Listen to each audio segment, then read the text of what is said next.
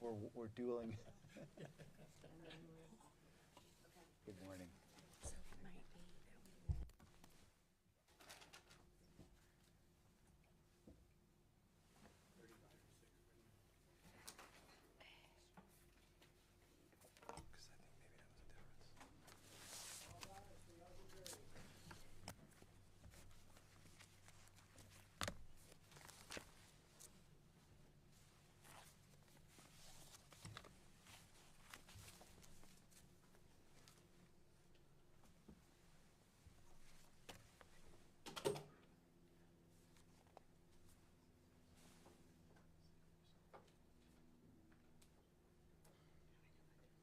Good morning, please have a seat.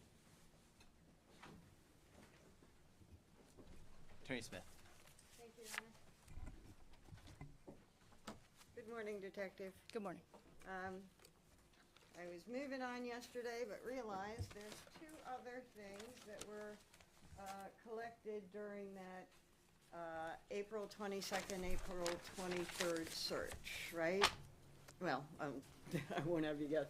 Do you remember a green piece of fabric that was collected? On April 23rd, yes. And what was that fabric? A piece of Wendy Reid's pants. And do you recall where it was located at the scene? Somewhere in the vicinity of tree number 4 on the drag path. Okay. First, I'm going to show you what's marked as ID 1012 and ask you if you could see what that is. You need scissors? First, can you identify it? Yes, it's Concord Police Property number 22-2079-PR. It's listed as a green fabric. Thank you. And if I could have you open it, please.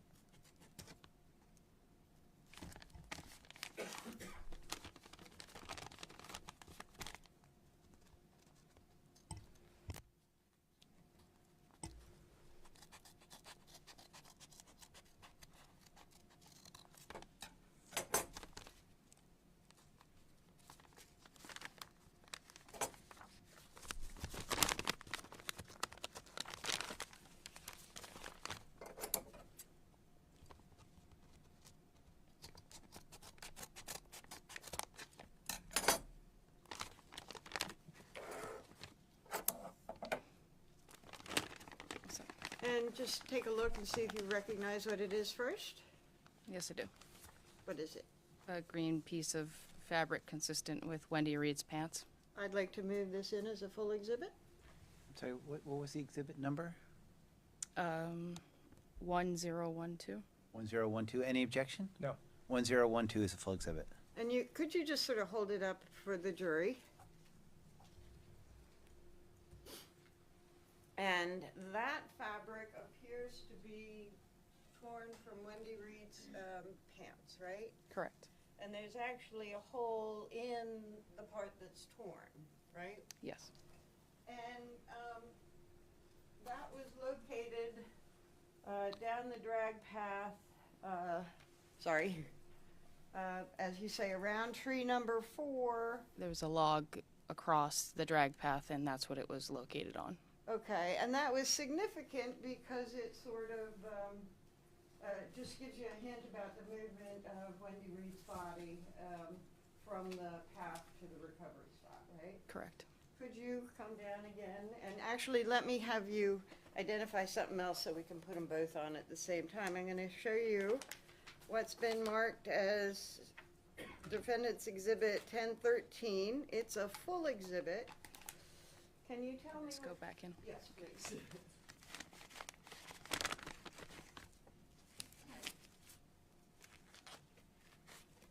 What this item of evidence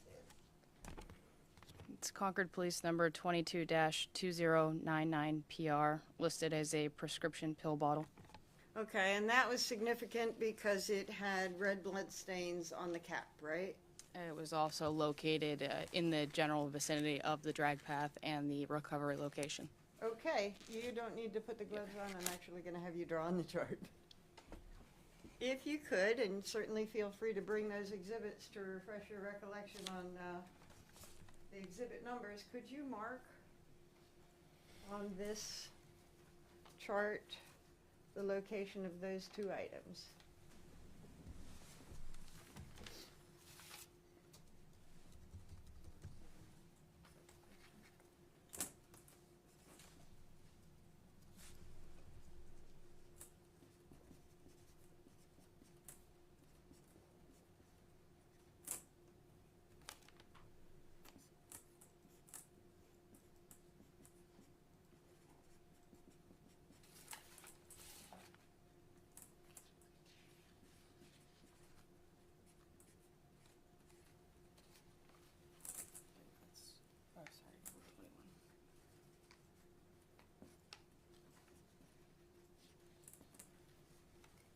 So you have pill bottle 2099, and then you've crossed out 421?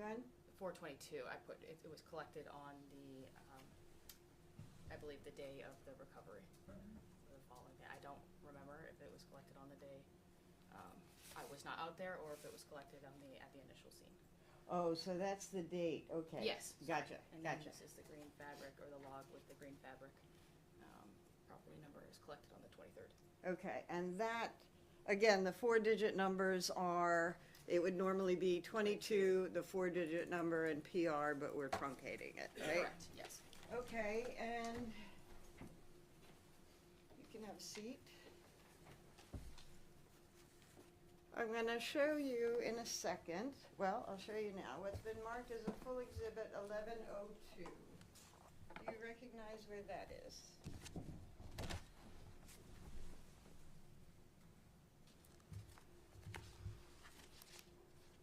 Yes, I do. And where is it? So the tree scene would be tree number 2, and where the tent is the recovery location. And so there is scene tape from tree number 2 to tree number 1, right? It doesn't appear that it's around tree number 2, and I can't tell where it goes in this, but it's not actually around the tree. It looks like it goes past the tree. Okay, my mistake. So essentially it is It's, moving from tree number 2 somewhere to tree number 1, blocking the entry to what was later determined to be the drag trail. correct, yes. And in that photograph, you can see where the tent is, right? Yes. It's sort of almost-ish a pretty clear shot. The tent is, yes. Okay, so from here, from the trail to location number 5, you can at least see the tent.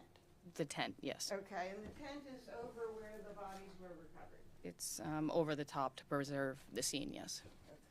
If I may publish it? Of course. And the tent is sort of blue. Yeah, the top of it, yes.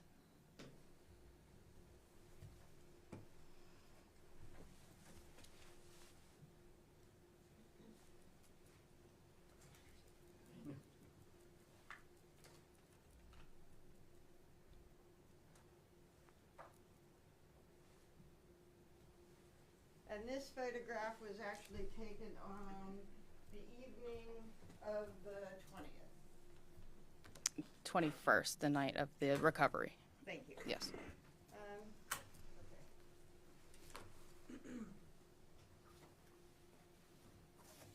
That's already.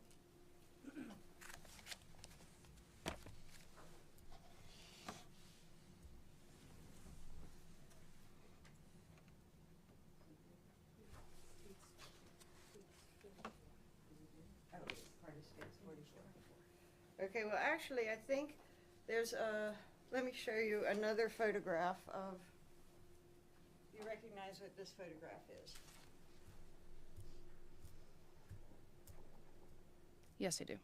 And what is that photograph It's further south on the Marsh Loop Trail, looking at tree number 1 and tree number 2, where the crime scene tape is. So it sort of shows it circled around something just south of A small tree, tree yes. number 2 and going north. Yes. Your Honor, this, it's sort of hard to describe, but is a part of State's Exhibit 44? Image 24.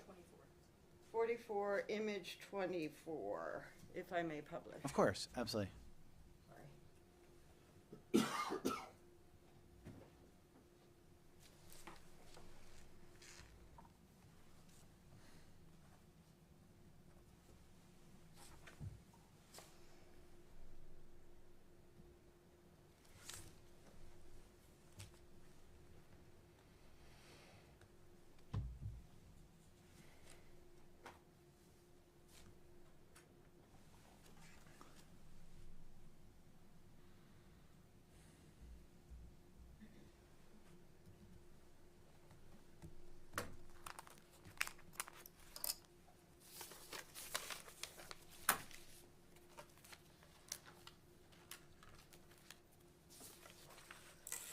So now I will move on a little bit. On May 2nd, you talked about the FBI was involved in this investigation as well? I believe at that time they were offering their assistance, and that's when I began reaching out to them. Okay. And on May 2nd, you received a call from the FBI, and on May 3rd, as a result of that call, you went to Sugar Ball Road. Yes. And at Sugar Ball Road, you collected about 20 CO2 cartridges. Is that right? Yes. And again, it seemed like this had nothing to do with the case. Correct. But you collect it because you don't know. It's after you collect that you look at it all, right? Yes. And Sugar Ball Road was not part of Broken Drown's trail system, right? So if you cross Portsmouth Street, there's an entrance to that trail across from the entrance of the Marsh Loop Trail. Okay. Or the power lines. So proximity and things like that, you just better safe than sorry. Yeah, it was ultimately located by a member of, I believe, the FBI who was canvassing the area before they began collecting video. So we ultimately went out there and collected those items. Okay. And you said you were lead on this, so you sort of directed follow-up kind of things to do? I mean, I was the lead investigator, but this was, an all-hands-on type of case.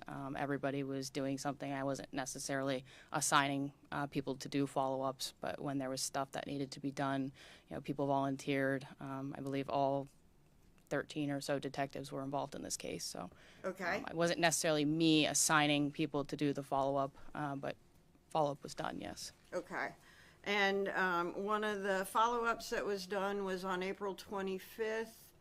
Did you send Detective Brown and Detective Ryder to do a walk with Alan Schwartz? I did not send them to do that. I believe Detective Brown followed up with Alan, and then they ultimately met with him. Okay. So this police might do things on their own initiative, or you might direct them. Is that right? Yeah. Okay. Now, on May 10, you went back to the scene, Yes. and that was with Detective Brown I believe he was there, yes. and Detective Harbitz. I don't recall. I know there was members of the FBI with us as well. Okay. I don't The recall. FBI, you actually accompanied them to Marsh Loop Trail, Yes. and they had a camera. So initially, when I accompanied them, we brought them to the Marsh Loop Trail, to the suspected drag path, and then down to the recovery site. And then ultimately, Detective Brown and I went back down to the parking lot where we began to set up for what we did next that day. Okay, so you brought them essentially to the scene, right? Yes, This to the being- drag path. Defendant's Exhibit 1162 for ID still. And they set up cameras to take pictures of, a camera, I think, to take pictures of the whole area, right? When I was out there with them, no. They were just getting an overview of the scene at that point. While Detective Wade and I were setting up for what we were doing next, they ultimately started up on the Marsh Loop Trail so they could get out of our way so we could do what we were doing next. So I did not see them set up their cameras. Okay, but you're aware that they set up cameras around tree number 1, right? Eventually, yes. Both sides of tree number 1. Yes. And they were actually taking various photographs throughout the scene, right? Yes. And you mentioned the drag with Detective Gorham. Let me talk about that.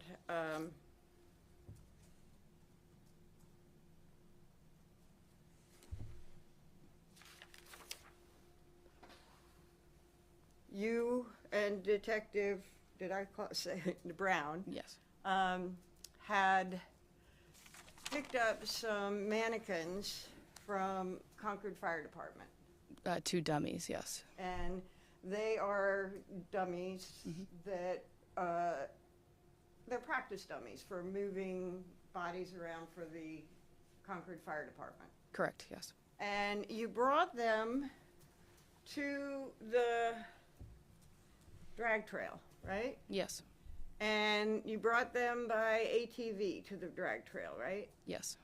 And I'm going to show you what's been marked as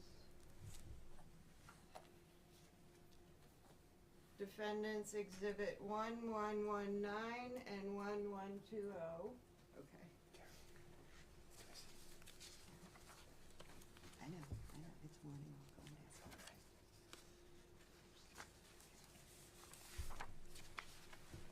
Do you recognize what these photographs depict?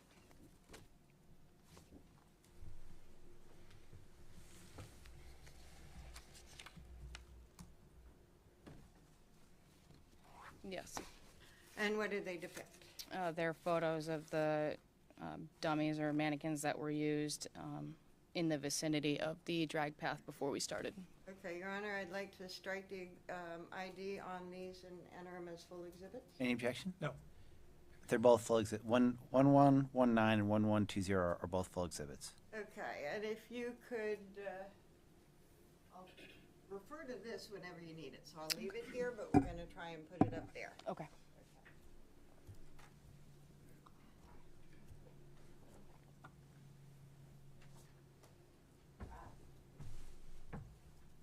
So, this is exhibit 1120, right? Correct, yes. So, as we look at that exhibit, one is, and you called them dummies, so I'll stick with that, an unclothed dummy, right? Correct, yes. With no legs. Correct. One arm is missing, Correct. the other is partial, Yes. and no head. Correct. And then the other one also has no head, Correct. and I don't know if the whole arm is missing or if it's partial. Do you recall? I don't recall, no. And the next exhibit is 1119. And that is those same 2 mannequins. They come up?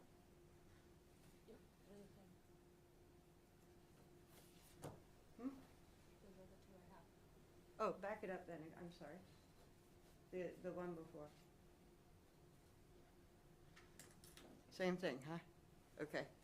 Wrong thing.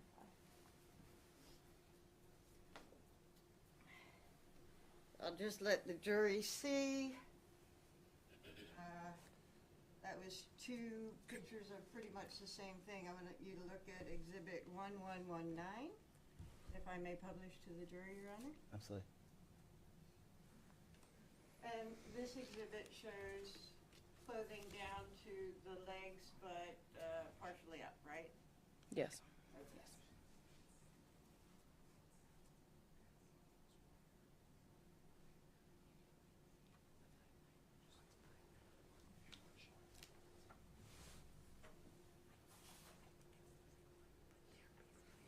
And the substance, I don't know what you call it, the dummies are made from is sort of a plasticky thing. Yeah, heavy plastic. Okay. And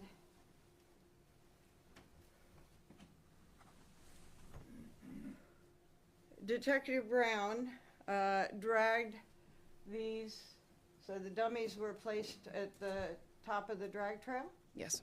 and Detective Brown dragged them one at a time to the recovery site, right? Correct. Yes. And the unclothed one, I think, was the first one, right? So I was doing at that point like trail security, basically making it so that people walking weren't walking in on this.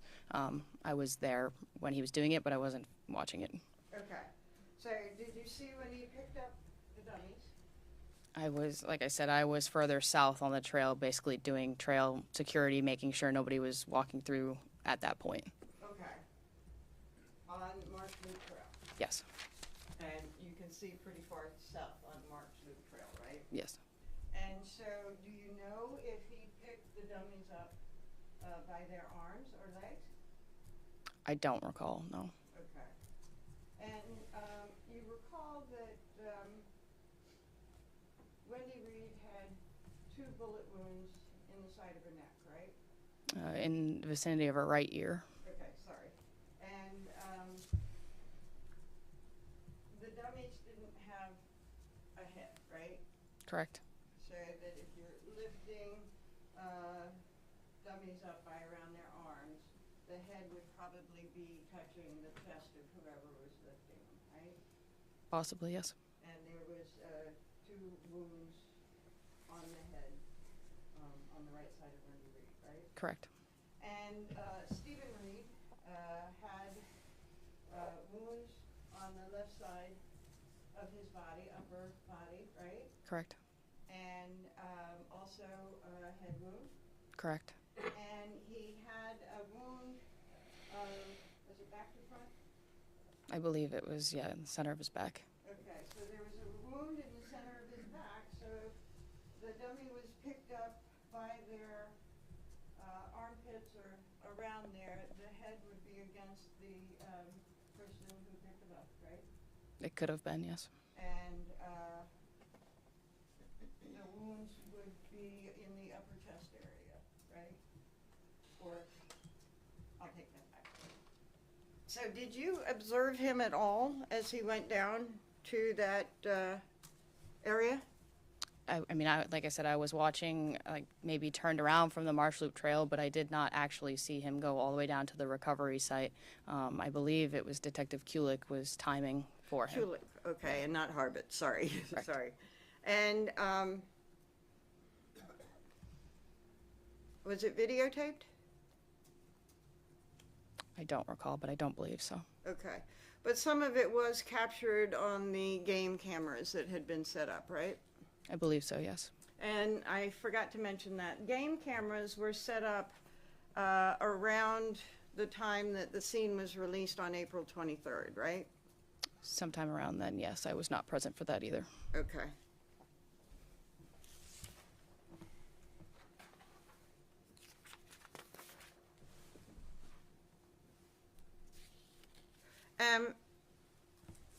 At the recovery site, Mr. Reid, his head was facing the tree, right? He was on his back with his head closest to the tree, yes. Okay. And do you know his orientation to the tree? Was he along east-west or head south and feet north? Can I come down and... Please. What'd I do with the marker? Did I leave the marker with you? Thank you. If you could perhaps draw the orientation.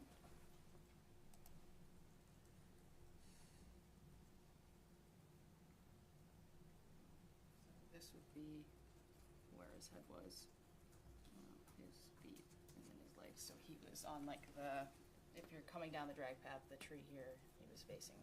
Okay. Oh, do you want me to put where Wendy was? She was on top of him, right? Slightly on top of Okay. It's his legs, yes. And the jury has some photos, so that will do. So, when you saw him uncovered, his face was close to the tree, head was close to the back side of the tree, right? Yeah, the side of the tree. And he was facing with his legs out a little bit northeast. East, yeah. Okay. So, if somebody has brought him down, this was a tree that he would, by the drag trail, he came down from Marsh Loop to this side of the recovery site, right? Correct. And then his body is turned so that he's more northwest with his head up almost against the tree. Can I show you? Sure. So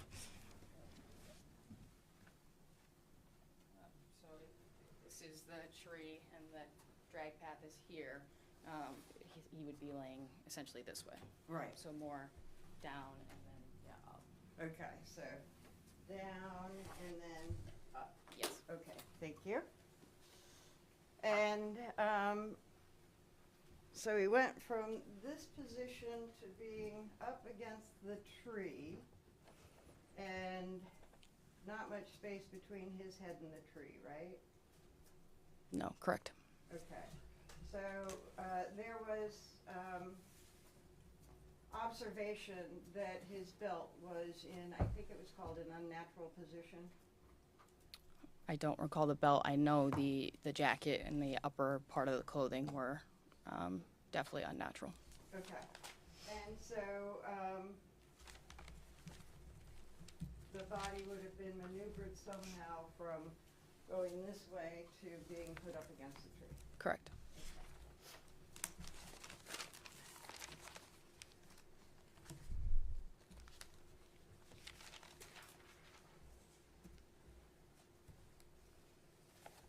And were the FBI still photographing while you were there? No, so they started at the crime scene and the recovery site and worked their way down the power line so that we could do that while they were out of the area. Okay. And when you came back up to the ATV to pick up the dummies and take them back, were they still on Marsh Loop Trail when you did that? I don't believe so. Okay. And they did not point anything out for you to collect or anything that day, right? No.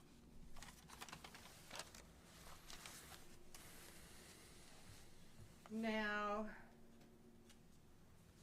I asked you if you had sent Detective Brown and Ryder to walk with Alan Schwartz on April 25th, and I misstated. April 25th, did you send Detective Brown to speak with Nan Nutt and go on the trail with her?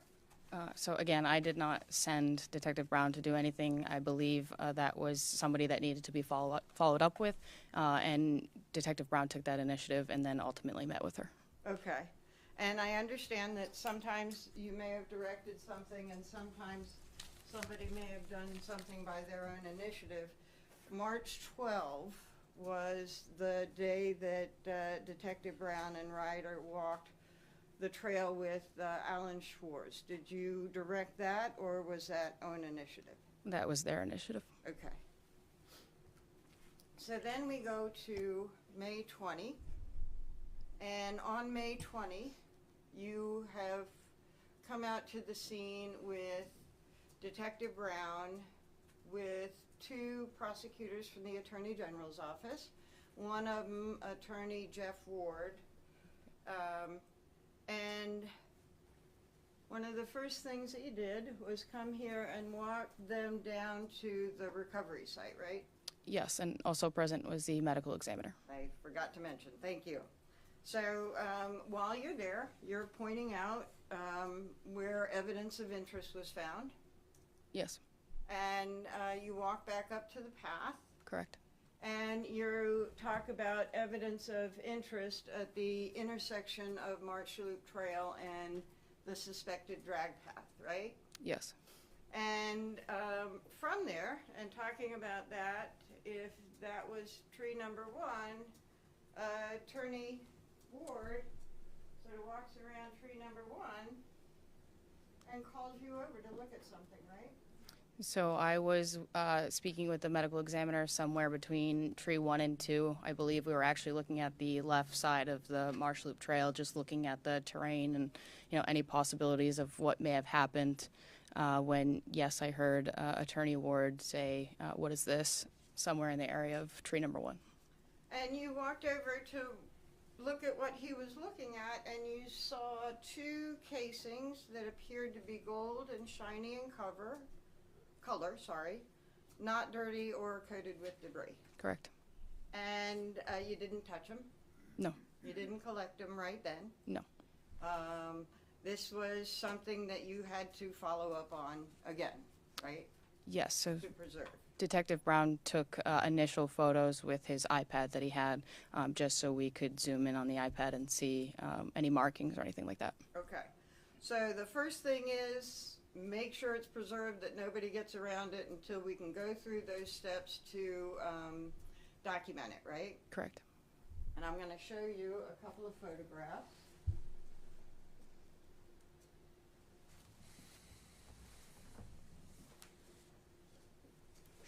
More than a couple. I think the FBI ones are in there, so I won't give you them. Okay. So some of these are weeds. No. The 2 that were. So no, it's all weights. It's all weeds.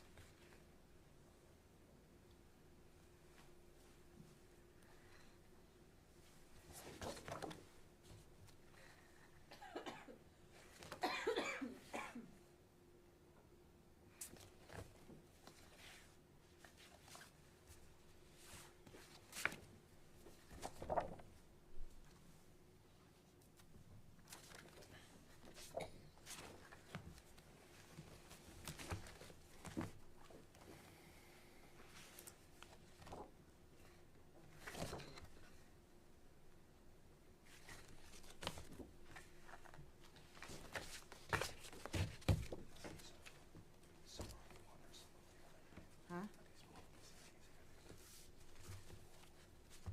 No, there's 2. Oh, you mean in this spacer?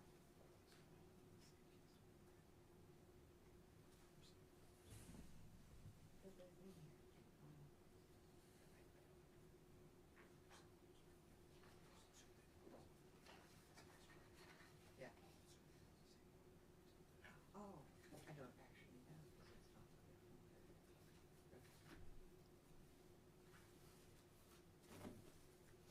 I'm going to show you what's been marked for ID 1091, 1092, 10. You were there while Detective Brown was taking the initial photos? Yes. Okay. 1093.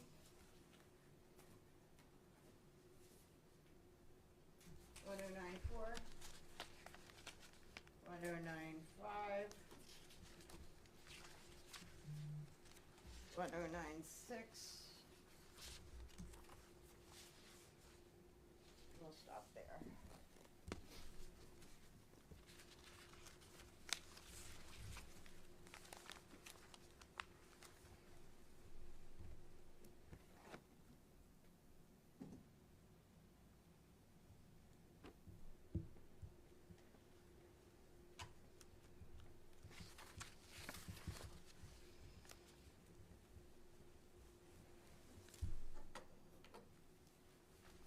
Switch the projector.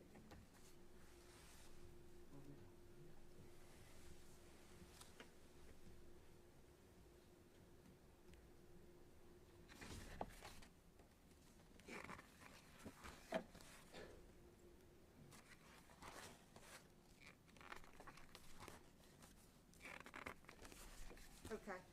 So I noticed you looking at the first picture for a long time. Do you know what that picture depicts?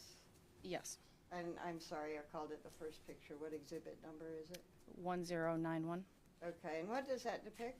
So it's essentially an overall photo of where the 2 shell casings were collected. Okay. And kind of difficult to see those shell casings, right, Yes. in that picture, Yes. right?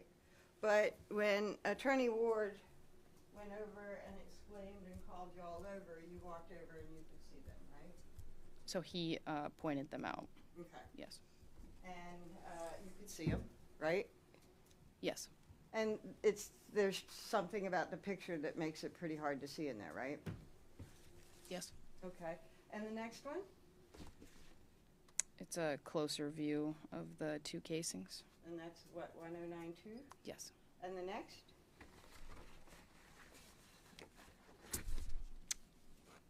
A close-up of one of the casings, I can't tell which one, with the stamp on it. Okay. Or And the engraved. next one? Again, a close-up photo of one of the casings with the stamp or engraved letters, and I can't tell which one it is based off the photo. Okay. And the next one?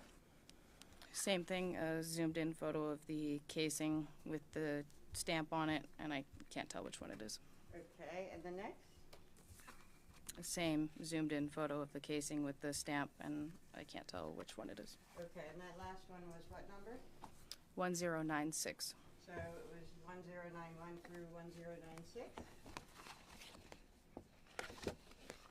Correct. Your Honor, at this time, I'd like to have the ID stricken and marked as a full exhibit. Any objection? Nope. They're all full exhibits. Thank you. And I'm going to leave that there with you and request to publish. Absolutely.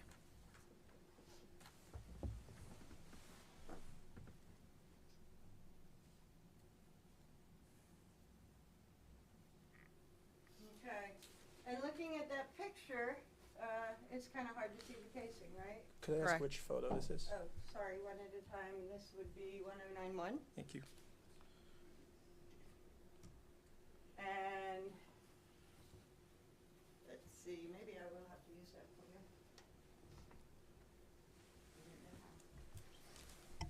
This way? Yep.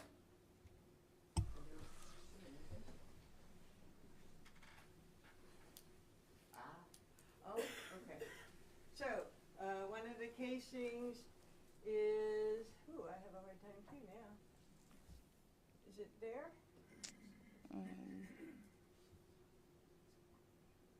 So it is, Yes, right. yes, Okay, and then the other one is right there. yes. And the next one, please. And this casing is there. Yes. And the other one is down here under this twig. There we go, okay. And another one is there, right? Correct. And if you could go back one to 1091. One of the, as we look at some of the close-ups with the bullet casing there, there's a kind of a twig in front of it within just a very short space. On the top one? Yes. Yes, there's Okay. a small, more looks like two leaves, I can't really tell. There's small twigs, yes. Okay, if you want to magnify a little bit. So something of a cylindrical shape just in front of that casing, right?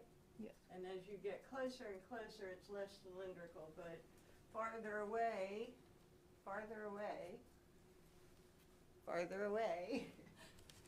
it's looking cylindrical, right? Yes. Okay. And can we have back to the next one? And again, depending on perspective, you see different things in the photograph, right? Yes. Okay. And then the next one, can you, that would be 1093 would be the next one.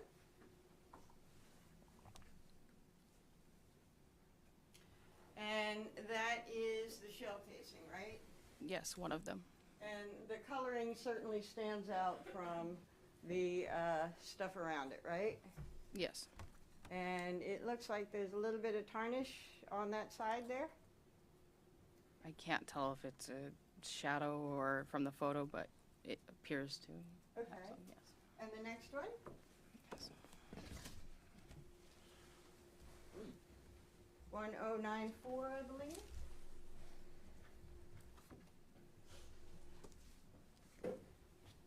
Also, do you know which this one is? Which casing it is? Yeah. It's, no, I cannot tell which one specifically, but possibly the one at the top of the tree. Okay. And the next one? Same casing? It's hard to tell from these photos. Sure. The next one? Any idea? Again, it's hard to tell from these photos. Okay. And the next? Oops, go back, yes. Okay.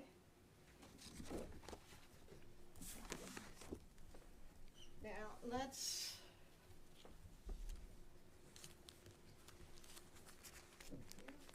Were you there when Detective Brown put the little placards around the casings to take photographs?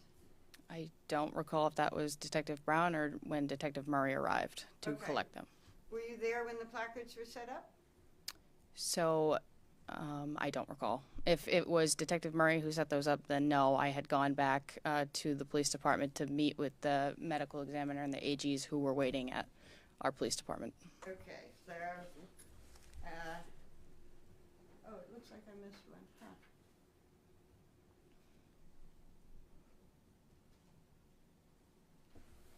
That has some placard in it. Huh? It has some placard in it. Oh, that's fine, okay, yes, I did have them squared. So I'm not gonna ask you about the photographs with the placards, okay? But generally, you knew where the casings, were, right? Yes. And I would, oh, what'd I do with them? Did I bring the casings up to you? No.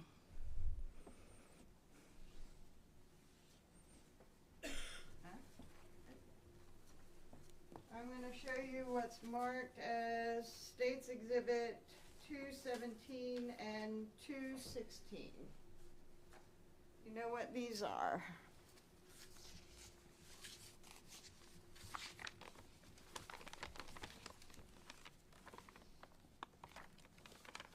It's Concord Police Number 22-2589 PR, which is a Sig Luger 9mm shell casing, and then 22-2590 PR, which is the second Sig Luger 9mm shell casing.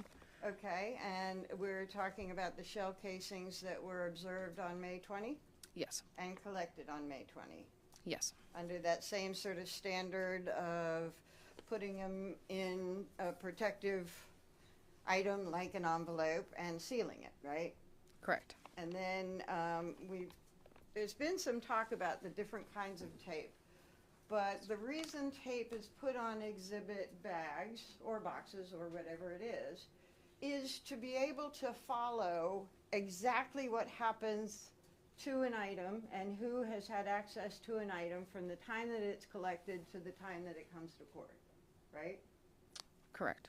So that when it's collected, it is sealed. And nobody can open up the bag without leaving evidence that they've opened up the bag. Correct. And then if we notice that some people try and snip away from the tape, is that generally the way that items of evidence might be opened up to, say, do experiments on them and stuff? Yeah, so if you were to open this one, generally you'd cut the bottom so that you're not cutting over tape that's already there, and then you can reseal the bottom with your initials. And the date generally? Date, time, yeah. Okay. It depends on the person, but yes. Okay. And so again, that you're talking about a subsequent official opening of the evidence bag. Mm-hmm. When it is officially opened, again, evidence tape is put in that new opening, sealed and signed, and people can track if it's been legitimately opened, by whom and why. Yes. And if it's not been legitimately opened, then you can see that too, right? You're supposed to, yes. Right. That's the purpose, to be Yes. able to track this and make sure that only authorized people have contact. Correct. So if you'd like to, open them up and tell me what they contain.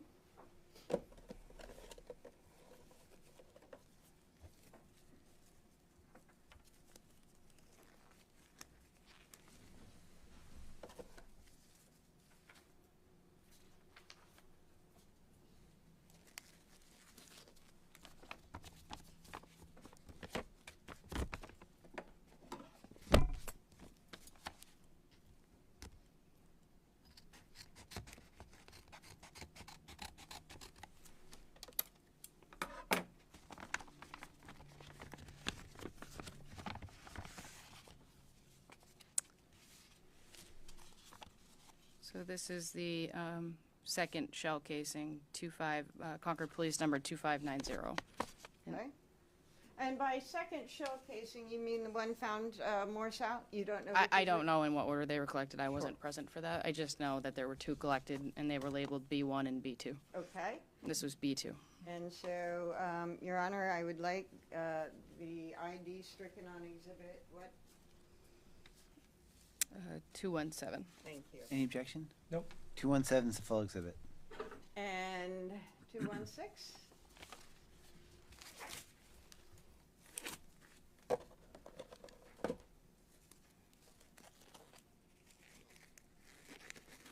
Should have had you publish before you changed, sorry.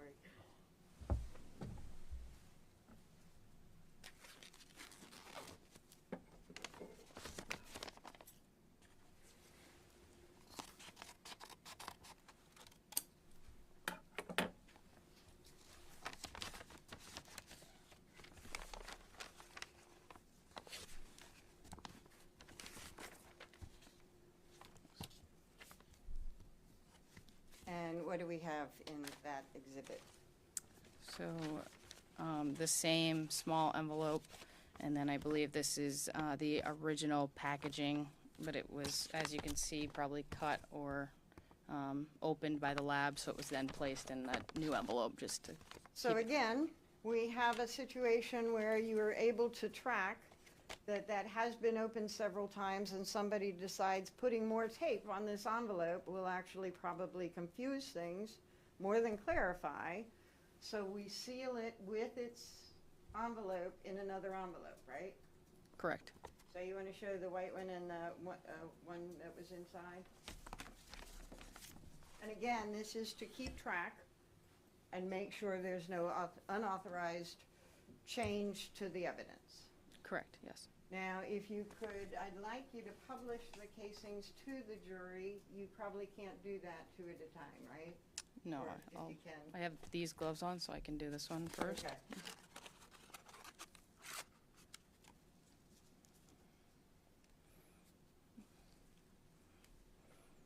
Okay, it's just a casing like we saw in the picture, right? Yes. And it doesn't have the shininess, brassiness of the picture, does it? On the top, maybe, but not in the photo, not on the sides, no. And it has been to the lab, Yes, and presumably it went to the lab to be tested in various ways, right?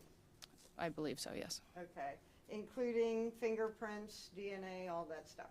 I don't know exactly what it was tested for, but I know it was sent to the lab, yes. Okay, so the changes on the bullet casing, changes in coloration may be due to something that occurred at the lab. It could be. I also am not sure which one we're looking at, so Okay. I don't know if this is the same one in that photo. So that was the one that was separately packaged because it had been opened by the lab enough times that it had to go back into a separate envelope, right? I can't say for sure, but it appears that the day they were collected, they were both placed in the same color envelope, and then this one has ultimately been put with the original packaging in a new one, yes. Okay, and if you could publish the second one, please.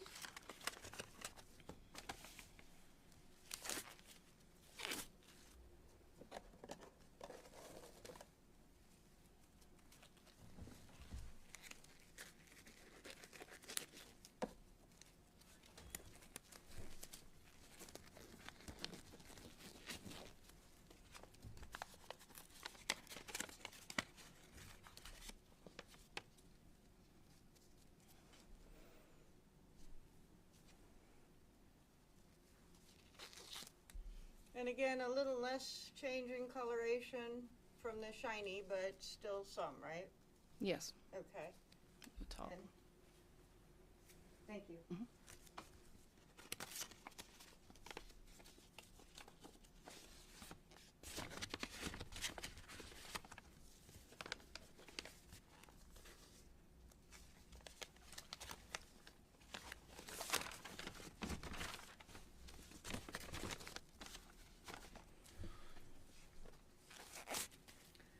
And after these were collected,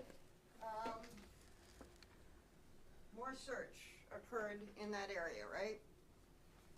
So again, I was back at the police department finishing up our meeting with the attorney generals and the medical examiner. Once that was done, I did go back out to the scene, but nothing was collected, and I believe I ended up leaving for the day shortly after. Attorney Smith, did you want 216 to be a full exhibit as well? Oh, yes, please. No objection. Okay, 216 is also a full exhibit.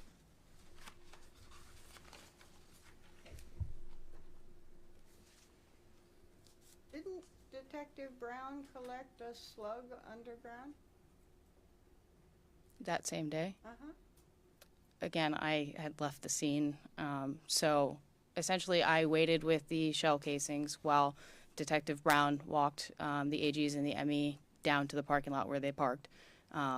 Once he came back, I left, and he waited for Detective Murray to come and collect those items. It wasn't until later that I returned to the scene, and they were ultimately done for the day, and nothing else was collected And when on you- my part. Okay. Yeah. And when you returned to the scene, somebody had a metal detector then, right? I don't recall that. Okay. So, if you could please come down and again, just generally, mark where those two casings were found, the date they were found, and the evidence number. Did I take the Sharpie? It's like we're going with a different color.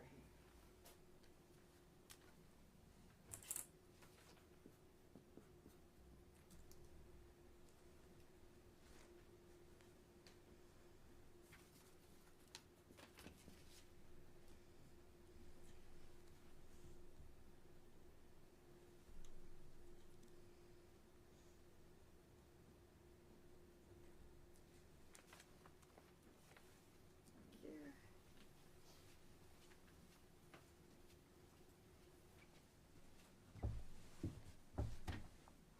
I believe the next casings that you talked about were from the burnt tent site, right? What we've referred to as the burnt tent site? Correct. And that was on August 25th. Yes.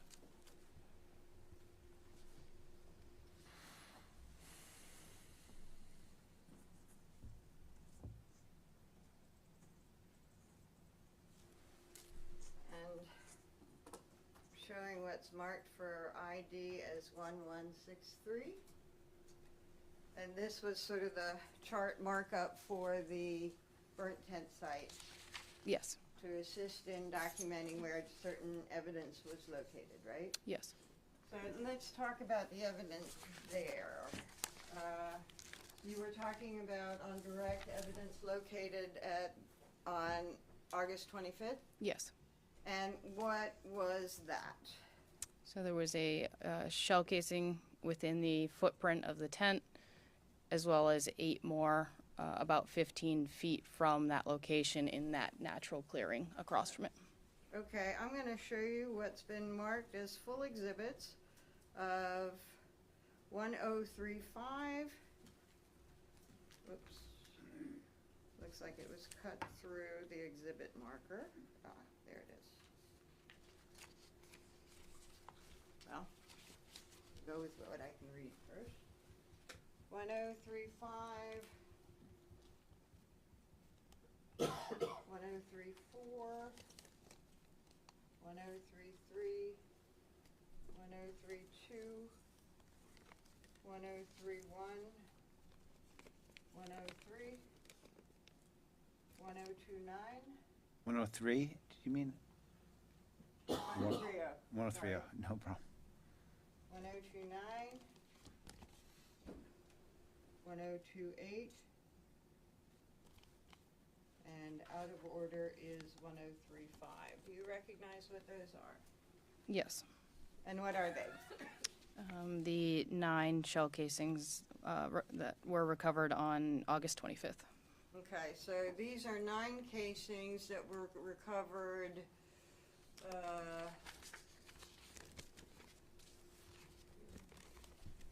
3 months after the Reids were killed. Yes. Okay. And they were recovered with metal detectors, and then if there's a response, somebody was getting on their hands and knees and going through the debris to find them, right? Yes, or I was just using my hands to search because we had been finding so many in that natural clearing that I just began looking in that general area as well. Okay. Sort of the same thing that was done at the crime scene, and especially around, whoops, the shooting scene in April. I cannot say that I was digging on my hands and knees during that time in that area, but there were searches done of that area, yes. Okay. And searches for things like casings would include that kind of reaction? Yes. Okay.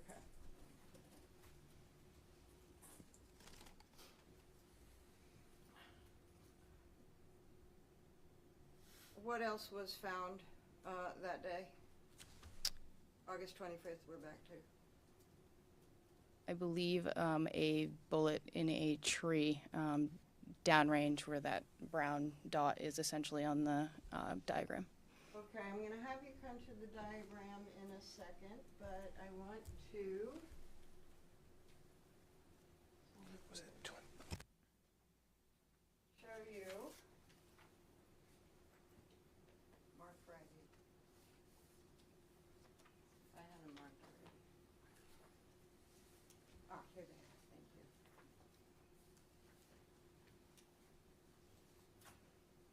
Can we approach briefly? Yes.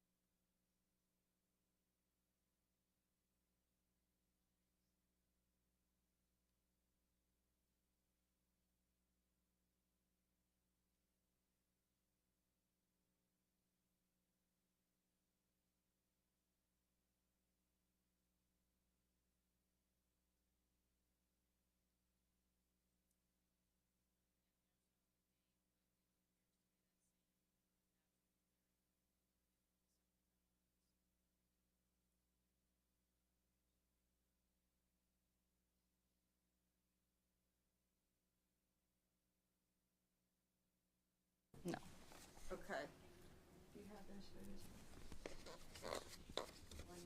No, there might not be. Okay.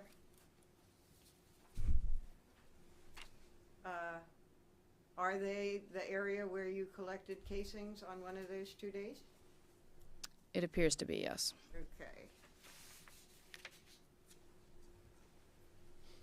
Do you want to agree to the 30th, or do I need to file and vote on the photos? If she knows it, I'm not sure. Right, but I can pull up the file data on the photos. I haven't seen the screenshots. Oh, I thought I showed them No. to you before.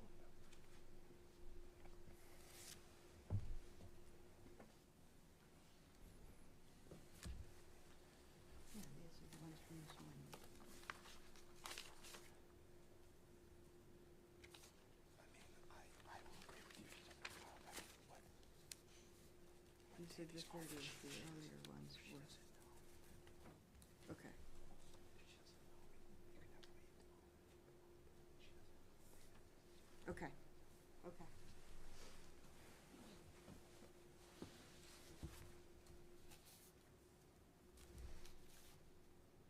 I will not challenge your memory too much more with this, but is it fair to say that the Defense Exhibit 1166 through 1168 depict a different set of placards from what's been moved in as, sorry, 1138? Yes, so these are higher numbers, which makes me believe it's the 25th since there were items collected before. And these are lower, which makes me think it's the 30th because we started in the natural clearing that day. Okay, so my guess is, are you confident to be able to identify that, or you're not? I'm not confident, but based off my memory, that's what it would be. Okay. Your Honor, I'd like to move to strike. It looks like there's no objection to No. that. 1166, 1167, and 1168 are all full exhibits. So, we obviously are moving to August 30th. Yes. Do you think that those photographs depict the collection of the casings you found on August 30th? Again, there's no timestamp, but it starts with number 1 is what it appears, and that's what we would have started with on the 30th, so I believe it is, yes. So to explain that distinction, if you had collected items on the 25th before collecting the casings, the other items would have had the lower number and the casings would have had the higher number. If the placards were used for the other items, yes. And if on the 30th you started at the clearing, the first thing that you found would have had number 1 and they would be numbers. Yes. Okay. And are they in a similar place as the ones from August 25th? Similar, yes. Some are further down, some are further out, but yes. Okay. And I would, do you remember what the evidence numbers were? From the 30th, no, I believe they start with 7-2, but Okay. I'm going to show you Defendant's Exhibit 1040, 1041, 1042, 1043, 1044, 1045, 1046, 7, and 8.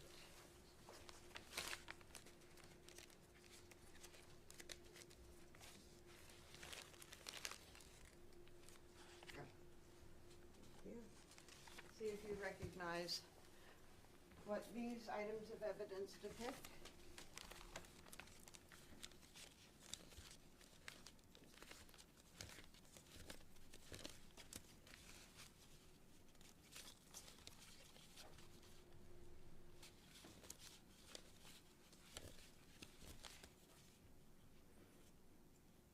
so there's 9 shell casings that were located, again, within that natural clearing on August 30th. Move to strike the ID. No objection. They're all full exhibits. That's 1040 through 1048. And at this time, Your Honor, I'd like her to approach and write on the chart. Absolutely. Could you, Detective, mark on the chart where those items were located and date? May I use the? Oh, sorry.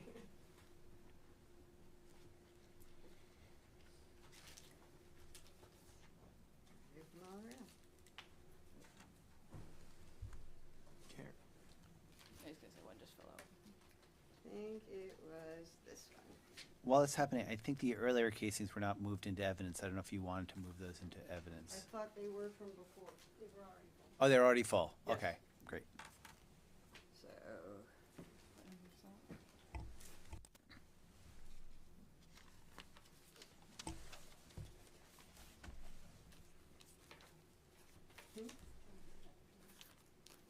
sure. These are the ones from the 25th. These are not the shell casings from. Did I get them back there? Yes. Okay.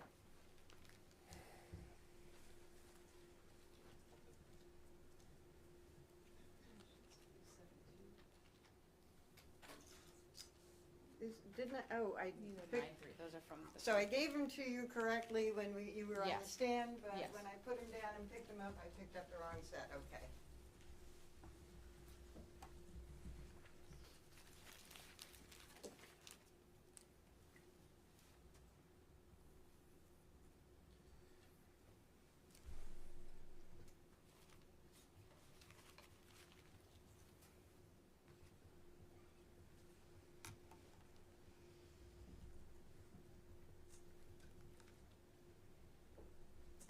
And Detective, can I stop you there for a second, very quickly?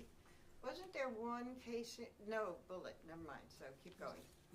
I thought there was 10 casings found, and then one bullet on top of that.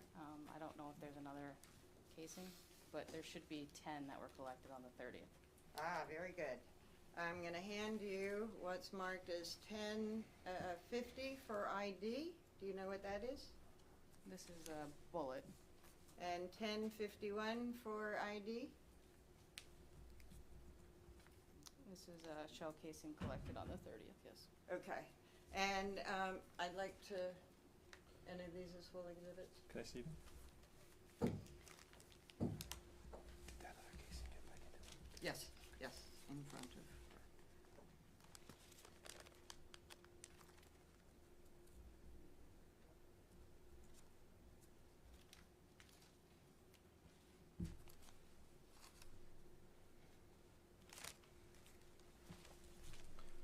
Any objection? Just one thing. No objection. 1050 and 1051 are both full exhibits. Okay, Do you want me to keep? please. And then at some logical time, we'll take our morning break. Okay, I Whenever. think there's a couple of more Okay, items and then I'll okay. be done with this chart for a while. Okay.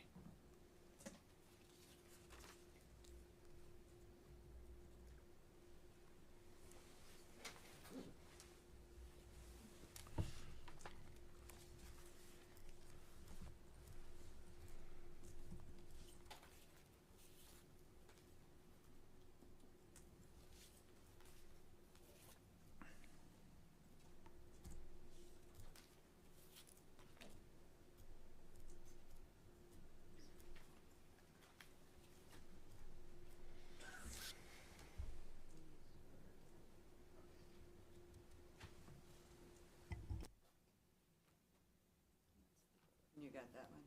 I have not. Do you want me to mark that now? Okay, so I don't know that we've had testimony. Can I just clarify? Yeah, a few? absolutely, Okay. absolutely. So there was another item of evidence that was collected that day, right? Yes. And what was that? A bullet was located approximately 3 to 4 inches underground, just past the clearing, or just down from the clearing. And that was Exhibit 1050, right? Yes. And can you mark where that was found, the exhibit number and date?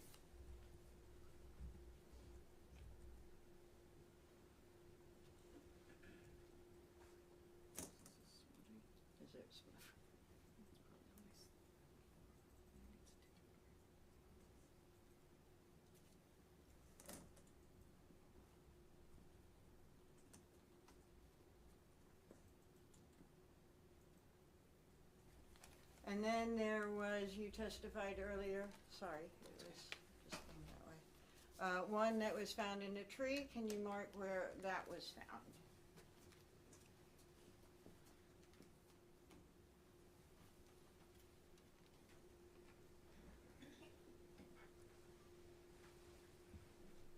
We don't have the property number for that, but.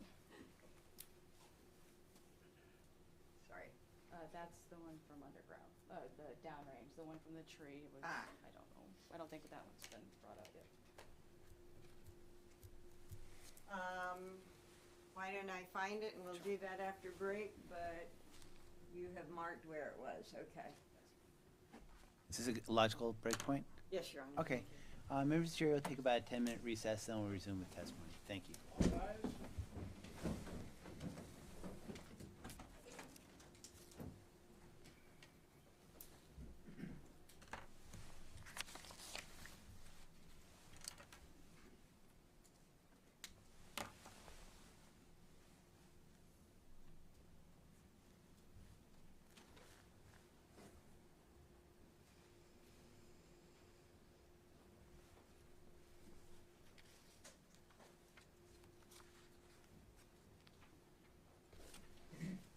You can step down, Detective.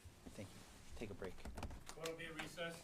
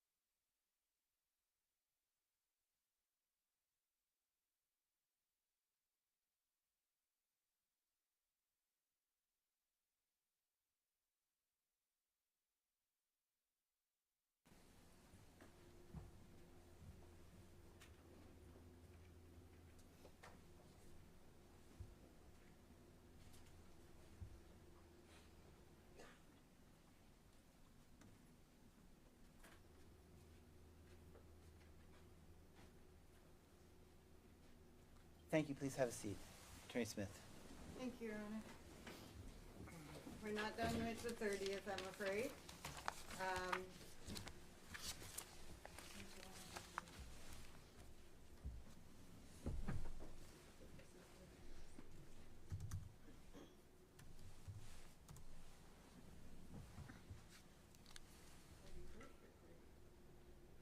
Oh, this is still the 30th.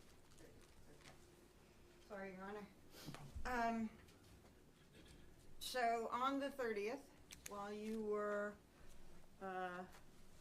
the spent bullet in the tree is, thank you. I showed you a copy of showed you exhibit 10063 right now for ID. You know what's in here? I thought it was full. Okay, it's not marked, but I thought so too. Yes, this is the portion of the tree trunk that we collected that had the possible bullet in it. Okay, and does that help refresh your recollection about the evidence number for bullet in tree 825? Yes, it does. Would you write it in? I'm sorry. I'm not sure that's right. No. What's the number on that? 1036. 1036. Okay, I think he said 63. That's okay. That's okay. And I have it as full.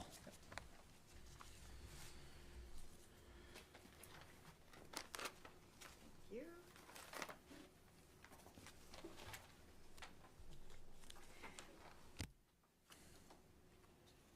Okay, so does that account for all the bullets and casings that were found at that site? Should be 19 casings, one bullet in the ground, and then one in the tree. So yes. Okay. Your Honor, I would like to strike the ID from 1163 and make it a full exhibit. Any objection? Nope. 1163 is a full exhibit. Now, you talked about 2 times at the clearing, looking for casings. The first time that you were there, you used Concord PD metal detector, right? I believe that was there, yes. And a bunch of casings were found, right? Yes.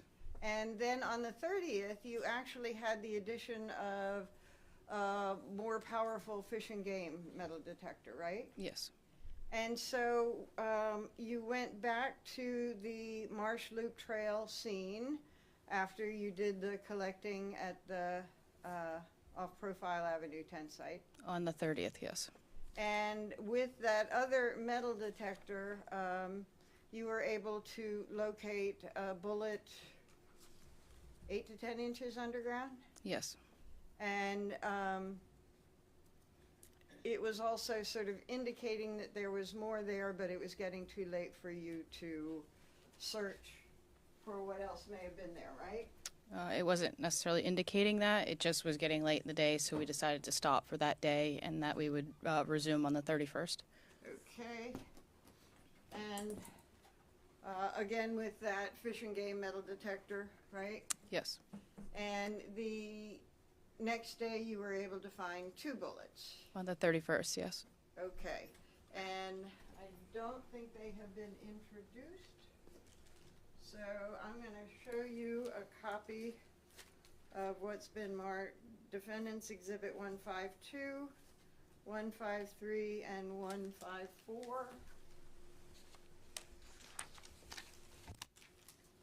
1152. Sorry. That's okay. That's okay. Oh, 1052. Okay.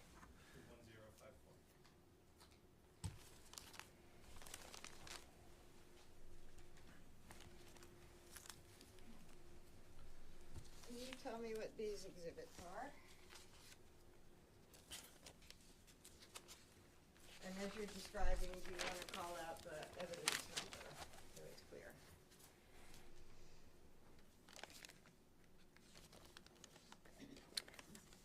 So the first one is 22-4524-PR.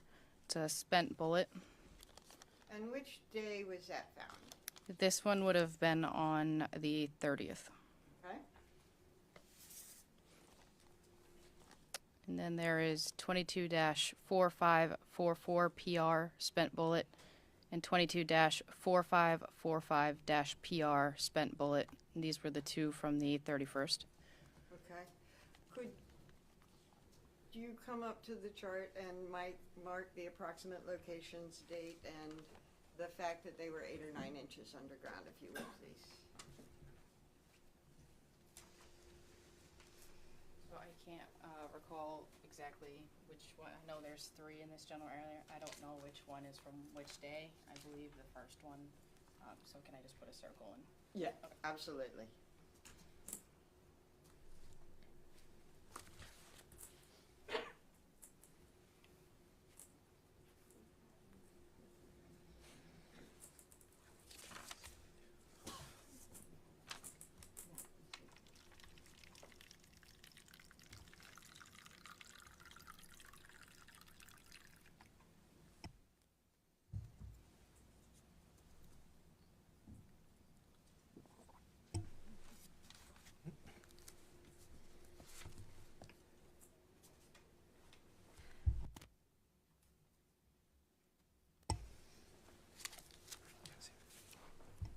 Did I move to have the ID stricken?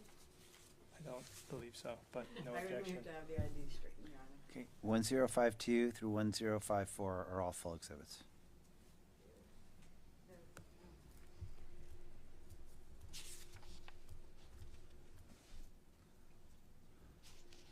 So in an area that seems to be leaning towards the,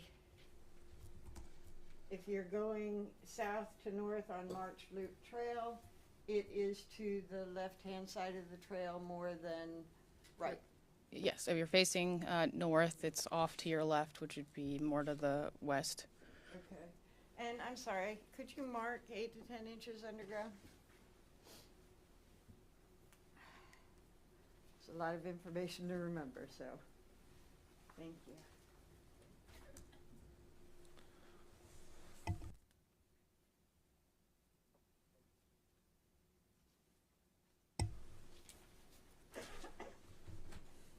Thank you.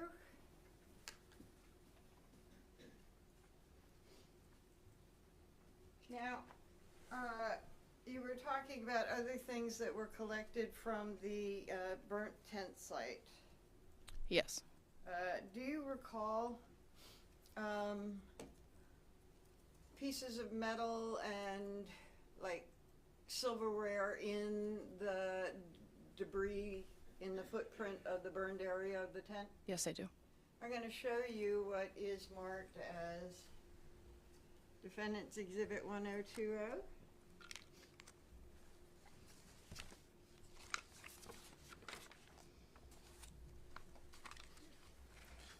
You recognize what this is?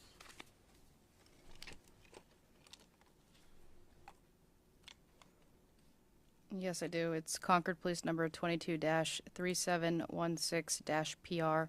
It's various items in a sharps container, all from the burnt tent site. It's metal, sharp objects. Okay, and you can kind of see through the bottom that that's what it is, right? Yes. So we won't open that. I would like to move it in for a full exhibit. Any objection? Nope. 1020 is a full exhibit. So you collected metal objects from that area. You did not find a padlock, is that correct? Not that I know of, no.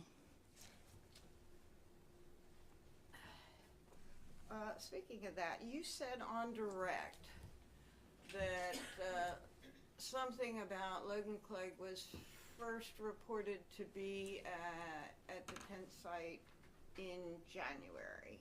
So a tent in that area was first reported to the Concord Police in January, but it was not located. That was from a crime tip? No, that was from the same individual that reported it again April 15th when Officer Craig went out. Okay. So somebody called in and an officer went to look for a tent and didn't find one? Yes. Okay. Thank you. Correction on that. The person who called was not available that day to show the officer either where that tent was exactly. On the 15th, I believe he actually walked Officer Craig to the site. Okay.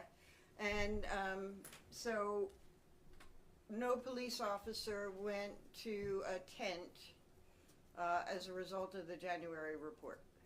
I don't know how far into the area they went or checked, but nothing was located by Concord Police that day, no. Okay. And we talked earlier yesterday that Logan had been working at McDonald's since November. Of 2021, correct, yes. Okay. And he finished at McDonald's, stopped working at McDonald's mid-February? I believe it was Yeah. February 6th of 2022. Okay. And so, okay.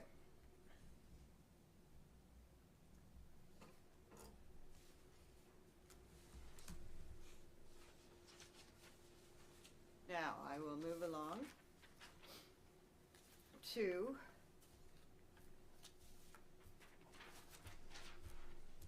some of the testimony that has been brought in about Shaw's and timing, okay? Yes. Now, I don't have a large chart of this, but I do have a regular size black and white. And I'm gonna- Sorry.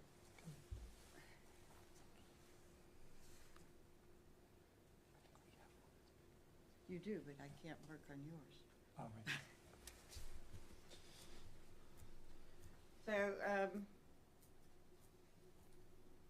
I'm gonna ask you to do a similar thing that you did with, the chart that I have you write on, but it will have to be,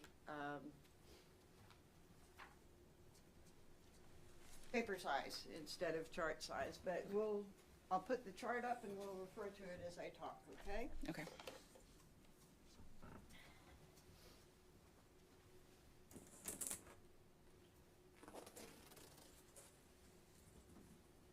And I'm putting up what has been marked for ID, States Exhibit 82. Now, you have the video of Logan Clegg leaving Shaw's, and we were all able to look at that yesterday, right? Yes. And do you recall the time that the video captured him leaving Shaw's? Approximately 2:28 p.m. Okay. And I'm going to show you a still shot. Oops. This is not the exhibit, it's our copy. Ah, missed it. A copy of what's been marked as 1130 for ID. Do you recognize what that is? Yes, I do. What is it? It's Logan Clegg leaving Shaw's on Diamante, April 18th at approximately 2:28 p.m. Okay, and he leaves from Shaw's and goes through the parking lot to the traffic light, right? Correct. So if you could, maybe put an arrow and put Logan leaving, and if you could put the seconds too, you can round them up, but it's 2:28:49, right?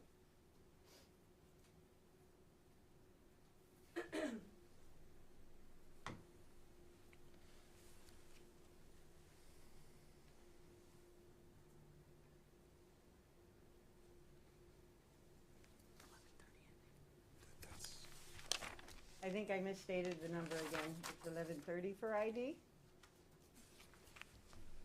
Actually, can you approach better? Yes.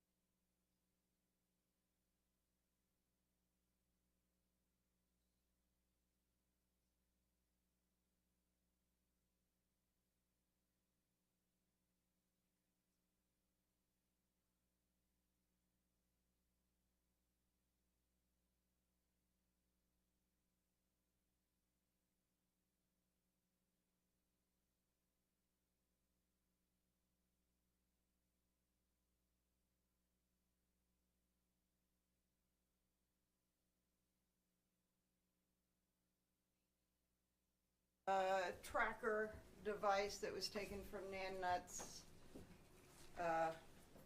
watch tracker. Detective Brown did, yes. Okay. And it has been marked as a full exhibit. Yes, I'm going to show you a copy of 1007. Do you recognize what 1007 is?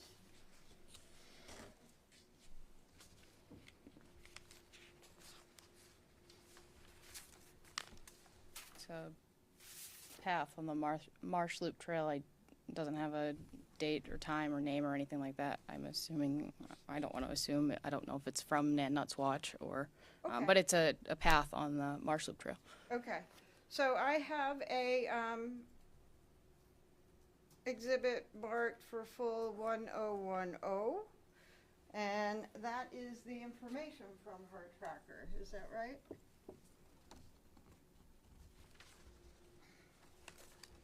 Yes, it is. Okay. And she began her walk at 2:48. 2:48. And the jury's already heard from Miss Nutt that she arrived in the parking lot, situated herself, got the dogs, put them on a leash, started her walk, and then started the tracker, right? Yes.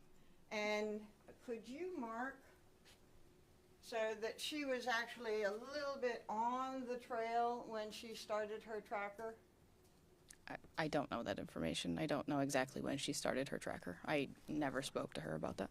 All right, so do you want to put a circle perhaps on the, around the beginning of Marsh Loop Trail and mark 2:48?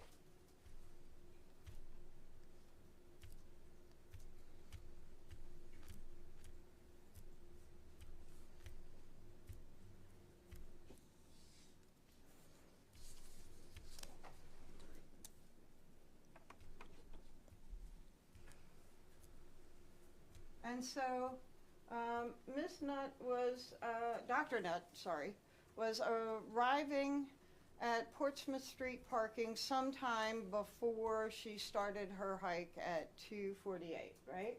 Yes. And that is 20 minutes from the time that Mr. Clegg was seen leaving Shaw's Supermarket, right? From the time he's seen leaving, yes.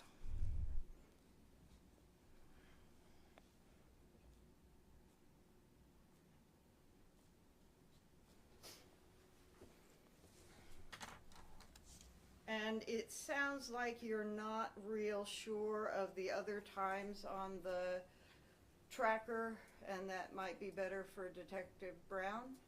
I know a couple of them. I know what time she believes the Reeds passed them, or her, excuse me, and then what time she believes she entered the trail to when she believes she saw what was later determined to be the crime scene and the individual.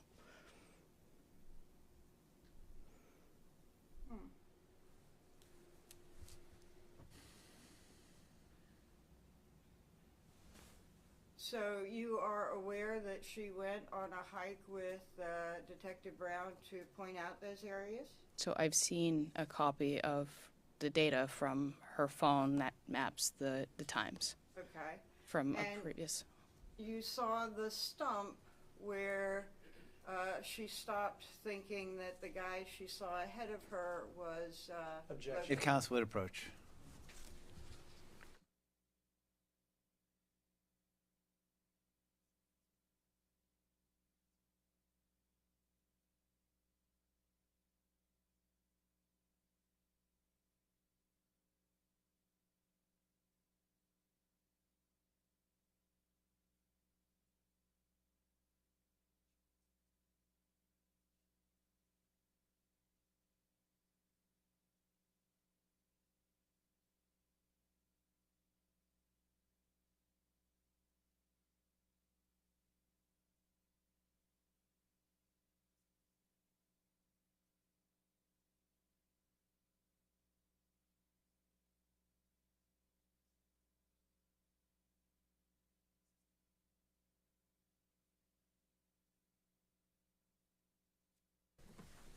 So you were not on that walk with Nan Nutt?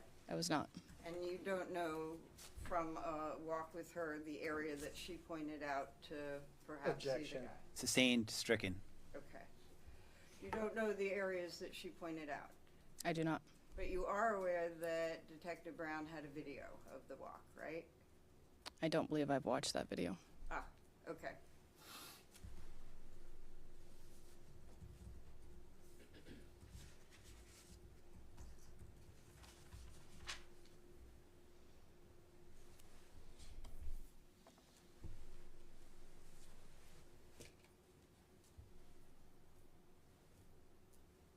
Now,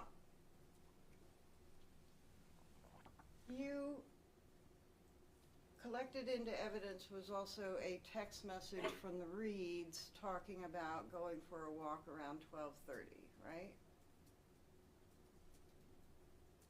I know there is a photograph. I don't know if that's something I photographed the night I took the report, but I know there is a photo of a photograph. Or of a text message, excuse me.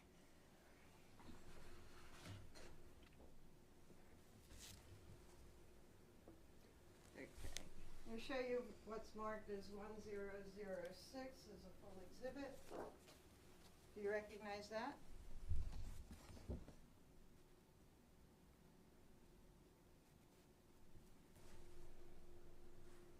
I do.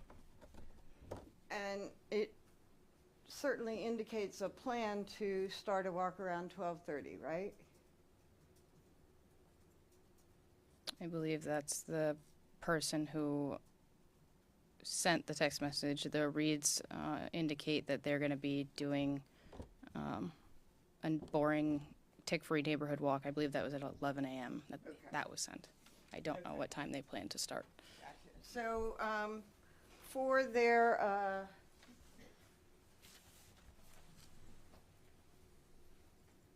what occurred between that message and whenever they left for their walk, you don't know if anybody was over visiting them? I know that at some point Wendy checked the weather on her phone, and I remember that it was one of the first nice days of the year. But other than that, no, I do not know. Okay. And speaking of that, it was one of the first it was a really nice day that day, right? Yes. And then it turned cloudy and rainy later on that afternoon, right? I don't recall. Okay. So,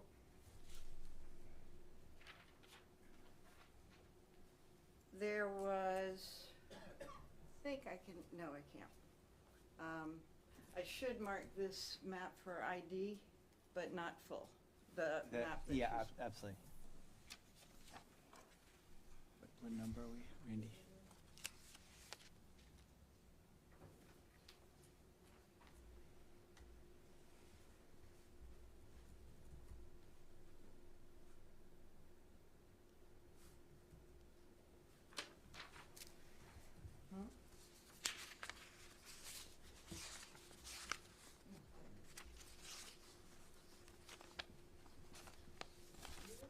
That would be Defendant Exhibit 1169.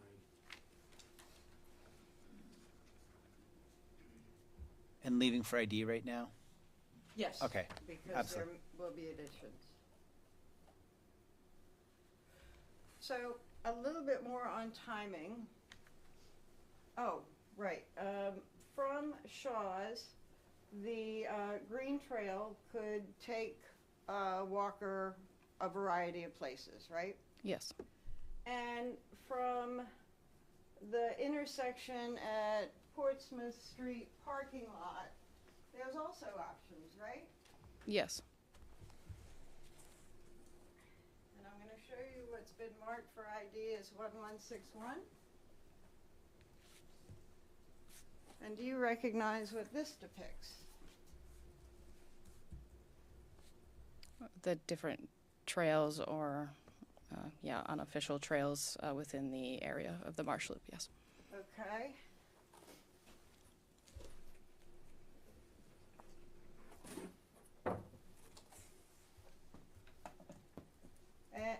I'd like the ID stricken on this, and it admitted as a full exhibit.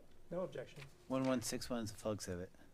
And one thing that it shows is the trailhead parking lot, which is the Portsmouth Street parking lot, right? Yes. And as you walk in, the orange is March Loop Trail, right? Yes. And as you walk in a little bit in March Loop Trail, there's actually a brown trail that cuts off of that, right? There's like a footpath. And Yes. so that's called the unofficial Power Lines Trail? I don't know if there's a name for it. I just know that there's a distinct footpath in that area. Yes. Okay. And it goes up to the profile connector, right? Yes.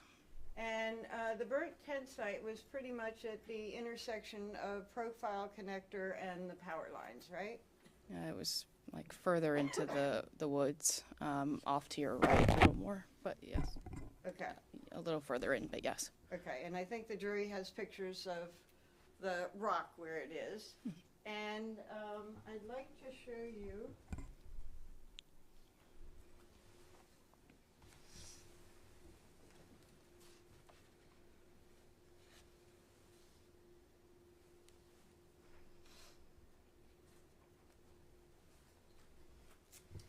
Copy of 1126 for ID to see if you can identify what this is a photograph of. It's an aerial photo of essentially that same diagram. It's just a photo taken from above. Okay, and it actually shows that unofficial power lines trail, right? Yes. Like the ID stricken and it marked? No objection. 1126 is a full exhibit.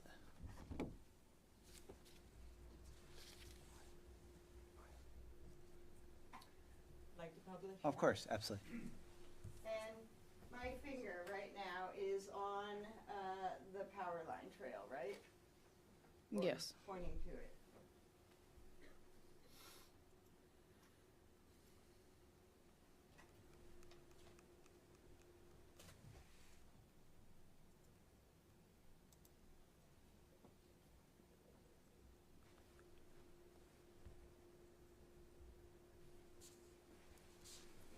A fairly well-traveled trail, right? I mean, there's a distinct path. Yes. I don't know how many people tend to go up that way, but yes, there's a path there.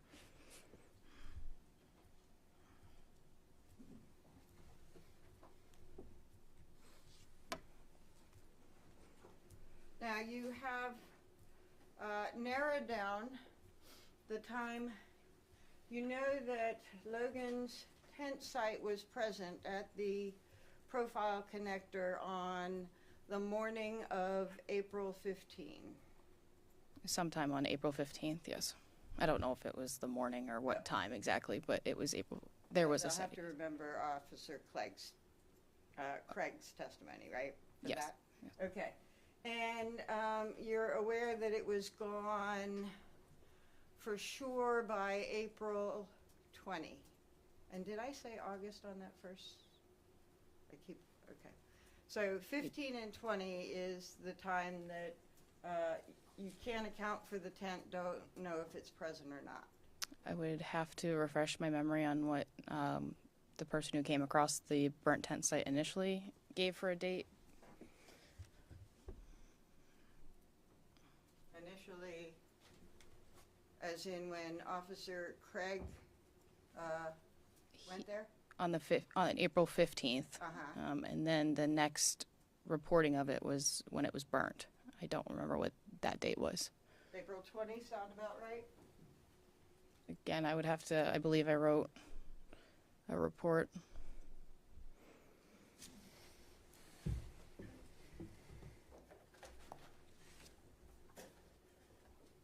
Well, I didn't. Well, let's take a short break. Rise to jury. No, I don't mean everyone needs to leave. Just take a break. Well, yeah. Everyone can have a seat.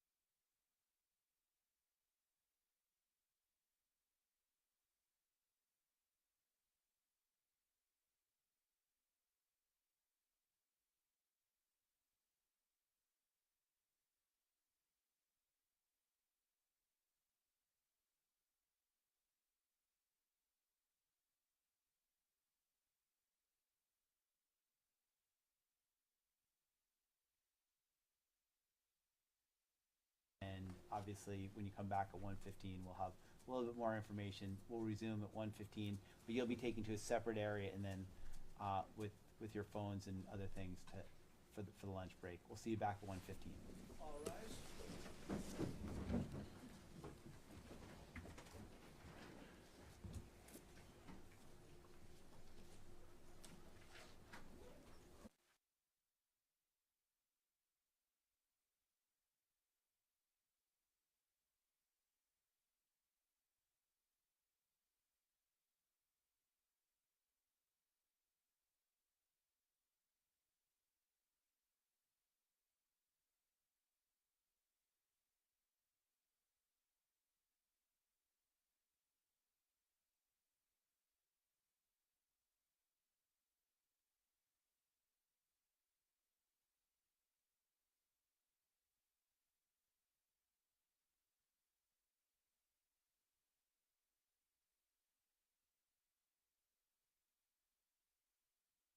Step down, the detective. Thank you all very much. Thank you, Judge.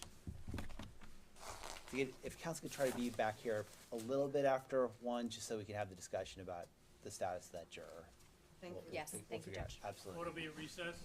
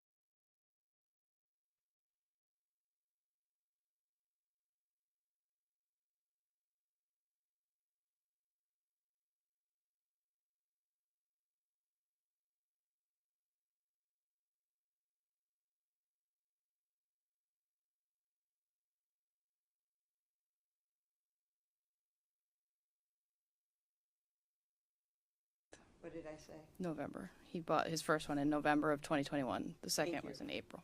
Okay, and we know that at some point, do you remember when Mr. Medina went to the power lines to take the photograph of the burnt tent site? So the photographs he took were on April 20th of 2022.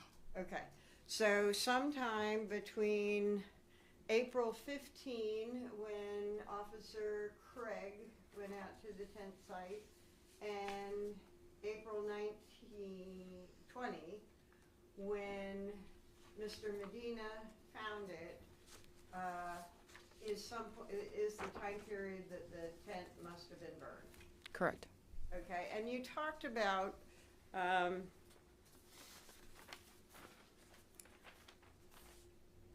the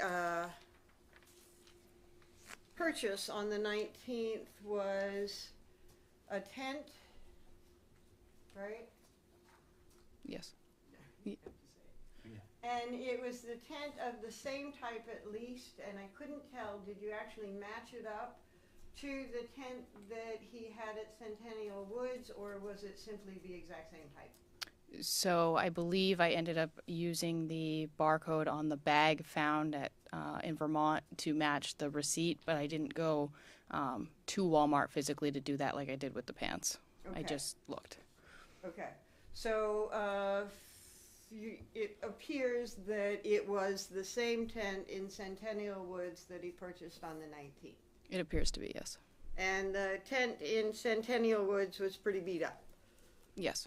Okay. And you talked about a purchase of a bottle of alcohol with that same tent purchase, right? As well as a sleeping bag, yes. Okay. And Mr. Clegg had purchased a similar bottle of alcohol before, right? I don't believe we have him purchasing any other items of rubbing alcohol except for on the 19th. Okay. What is it called? Isopropyl? Do you have it?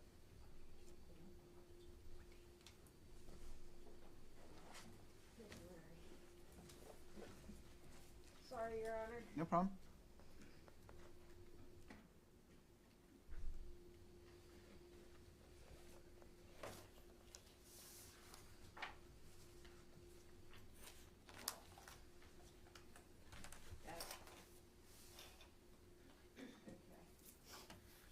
I'm going to show you, and the specific page I'm afraid isn't marked, but this is a document from States Exhibit 121.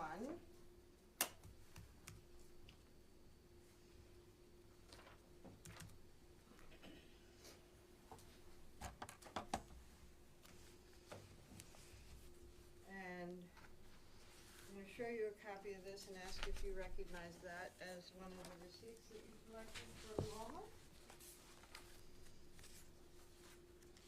Yes, it is. And it was a bottle of alcohol, right? Yes, it is. And that, what's the date on that? February 18th of 2022.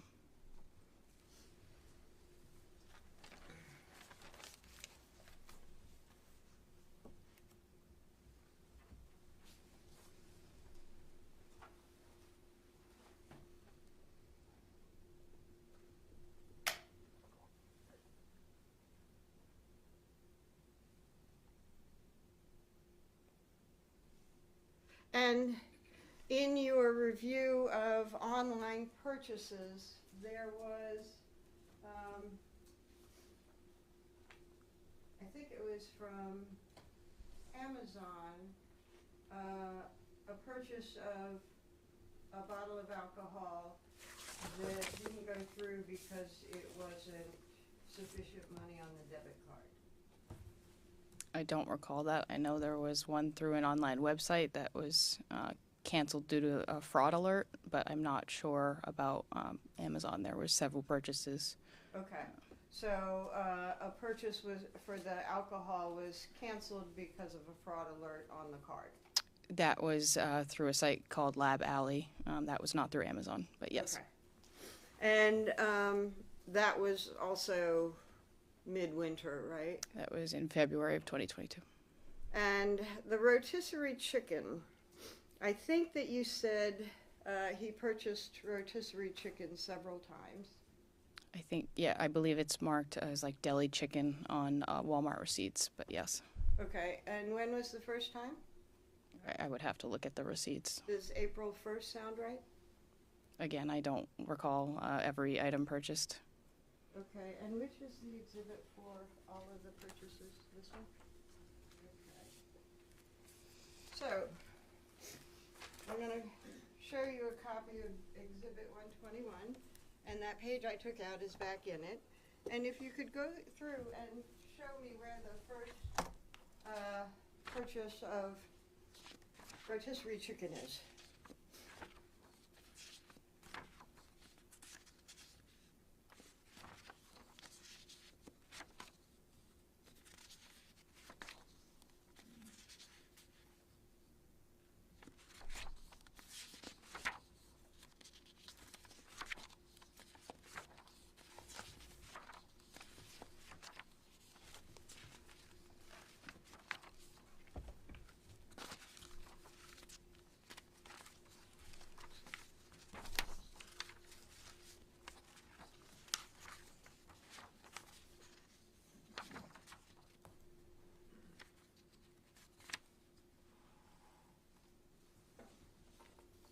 The first purchase is February 14th of 2022.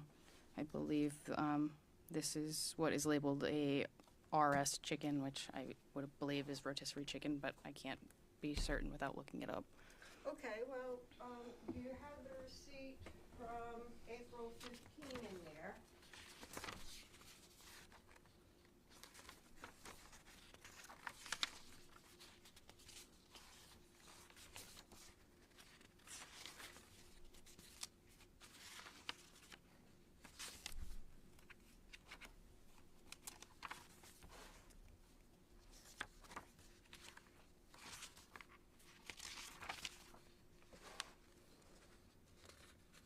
Yes, so this one is labeled deli chicken. It's 3 cents less in price. I don't know what the difference between the two are. Okay. I don't know. Like Walmart, when you scan the items, sometimes they come up as weird, like abbreviations of the item, so it's hard to tell what it is. But Okay. And how about reduced sodium chicken? Is that a possible? sure, yes. Okay. So let me talk about his purchases up until, and check the first, please. April 1st? Yes.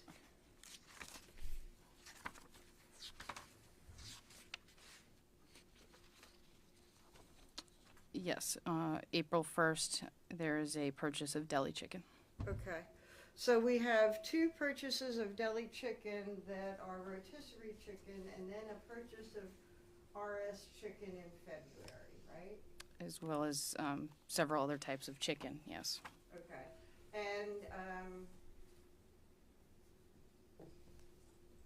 reduced sodium is also a possibility on the chicken purchase. It could be, yes. Okay. And the other purchases around that period of time, and especially for meat, he would get, he got pork chops. Yes. He got chicken breasts. Chicken thighs, I believe it was, yes. Okay. And he got ground beef. Yes. And bratwurst. Yes.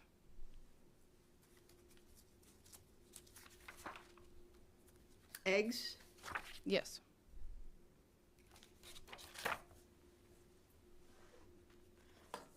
And the term deli chicken first shows up on April 1st. I believe so, yes. Pardon? I believe so, yes. Okay. And on April 15 is the second time that the term deli chicken shows up, right? Yes. And April 15 is the day that Officer Clegg came to his tent. Yes. And his purchases after that, well, we know there was another rotisserie chicken on the 18th, right? At Shaw's, yes. Okay. And we also know that whenever his tent was burned, he burned up his cooking utensils. Yes. And we had that cylinder, the eating utensils, Yes. and a plate and a bowl. Yes. I think it was glass plate and bowl that Yeah. were broken. Hmm. Yeah. And so then rotisserie chicken after that. Whoops.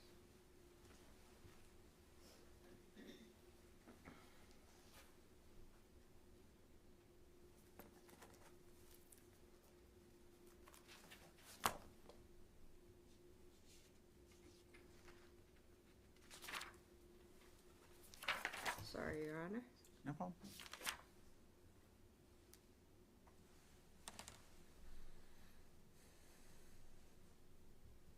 You know, we see, oh, there, okay.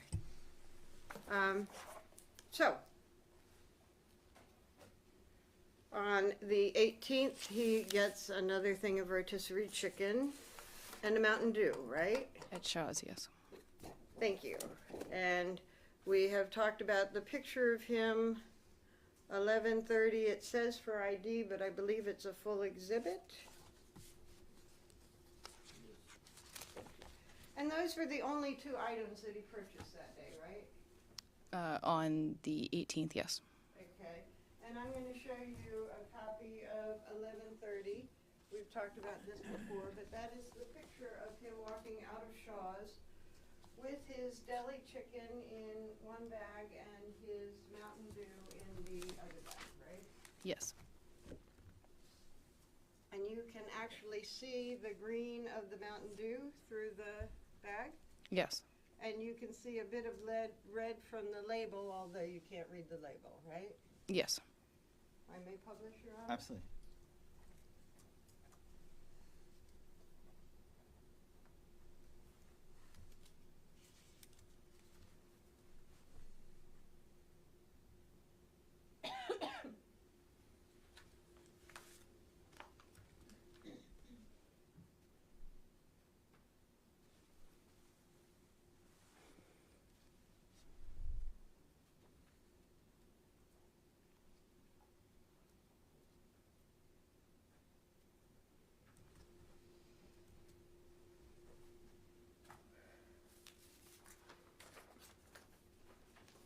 He did not buy items to be cooked after the 15th, right?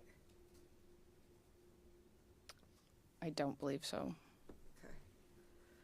I want to switch gears entirely. The white powder that was at the recovery site Yes. is, you had tested. Yes. And the jury heard the results of the tests yesterday, I think. So you knew it to be baking soda. Correct. And you actually went around stores looking for purchases of baking soda around that time, right? Yes. And you went through Mr. Clegg's receipts looking for purchases of baking soda at that time, right? Yes. And you did not find any indication that Mr. Clegg had purchased baking soda. In New Hampshire, no. And so that's a good qualification. Let's talk about Centennial Woods. There's a difference. There's some similarities in Centennial Woods and the Broken Ground site, right? Yes. But in the Broken Ground site off of Profile Avenue, Mr. Clegg's tent was not far from the power line, right?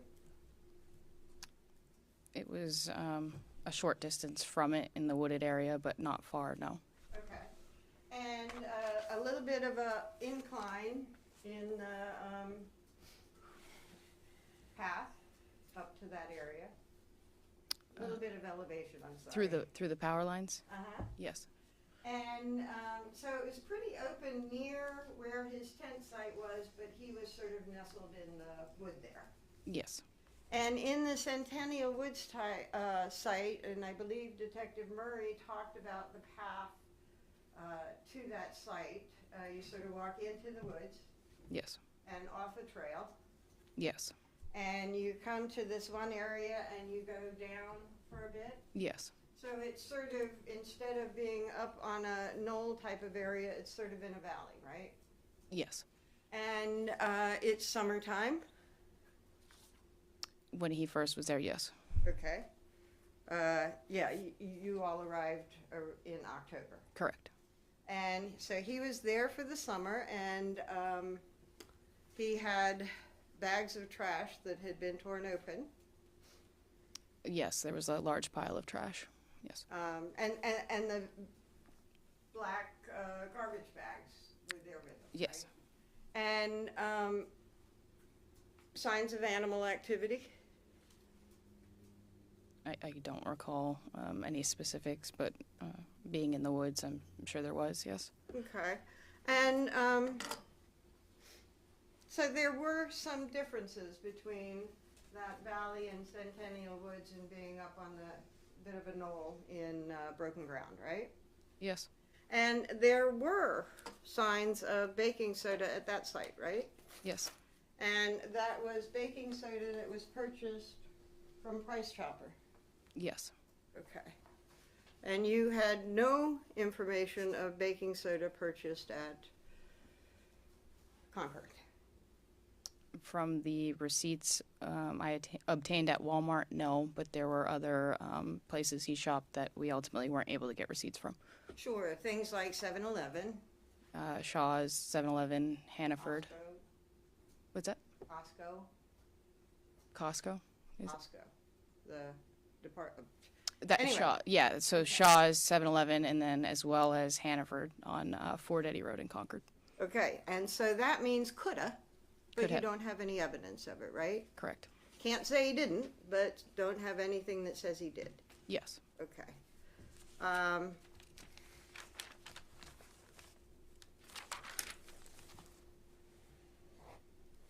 And the backpack that he wore in the photographs that you were viewing, it had a bit of a reflector on the back, right? Yes, it did.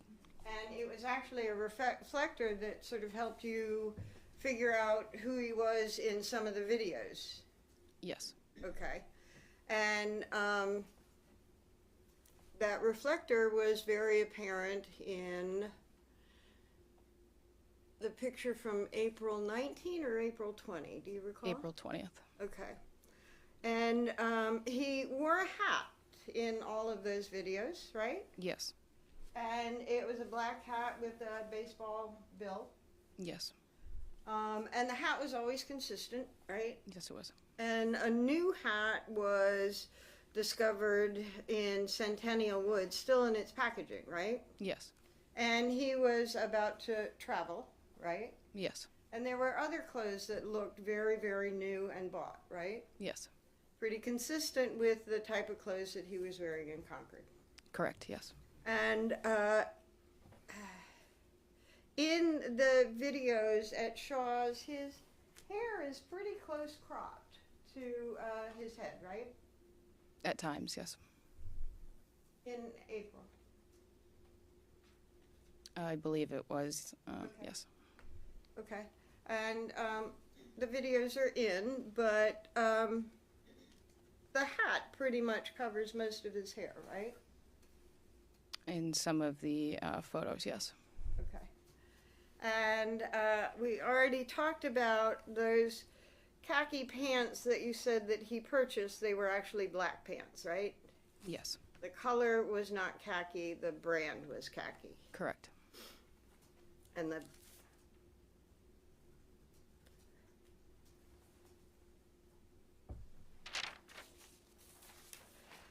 did you watch all the Shaw's videos?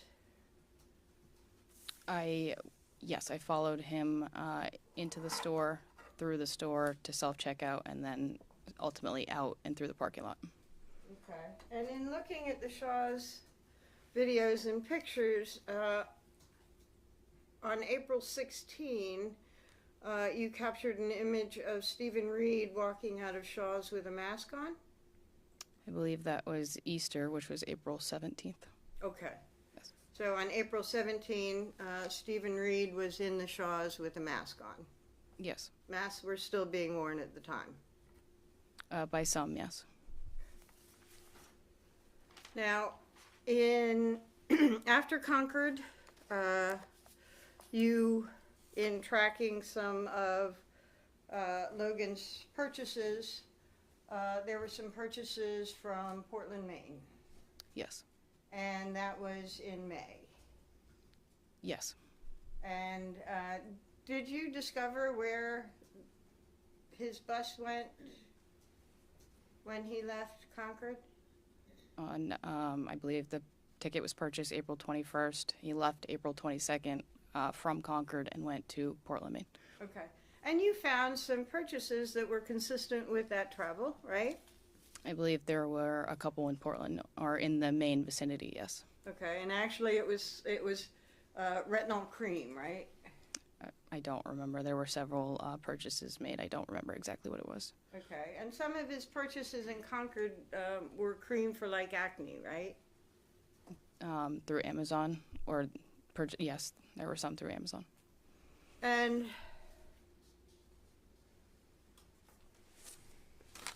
so after Portland, you have information of Boston to Burlington, right? Ultimately, it's from Boston to New York, from New York to Vermont. Albany, New York, Yes, right? correct. And so it's Portland to Boston, up to Albany and Burlington. Yes. Okay. Now, we talked a little bit about Centennial Woods, and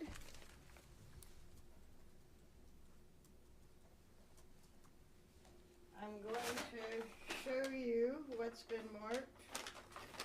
Oh dear. Sorry, Your Honor, this has not been marked for ID. No, I think it came in at the end of the day, so it's probably not marked. The next one.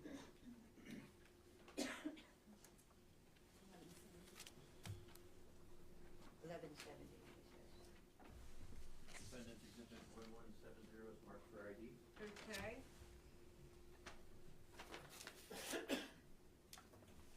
I'm going to show you a copy of this and ask you if you know what this is.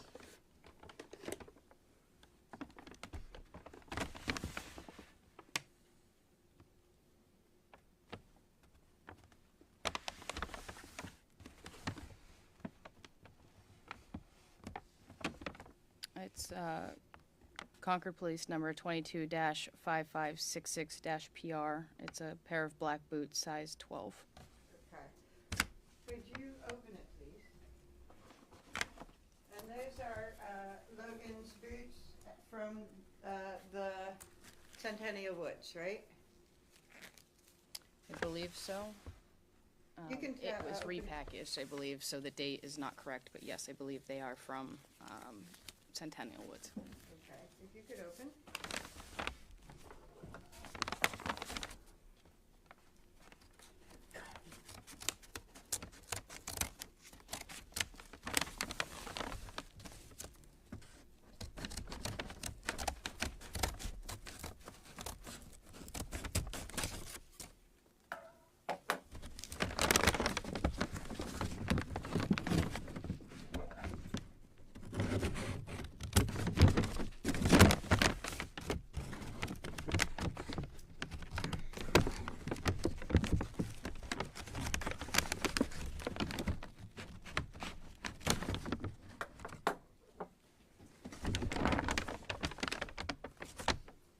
Are they Logan's boots from the Centennial Woods?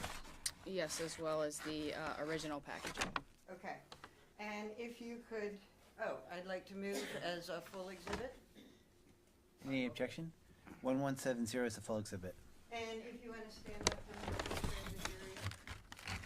So this is the original packaging. It was repackaged, it looks like on September 25th of 2023.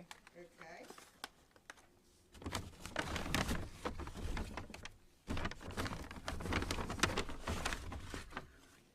Okay, and they're pretty bad shape, right?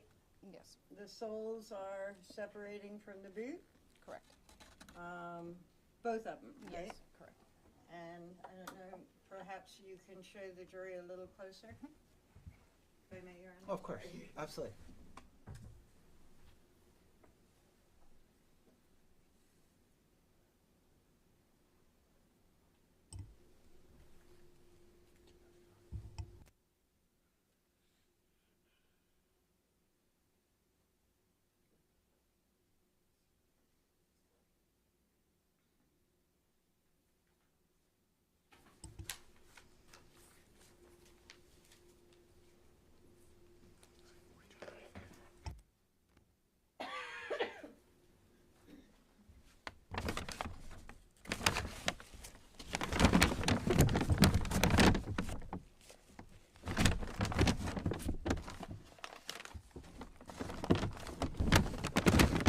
Fair to say that Logan got beyond the limits of good use from those boots.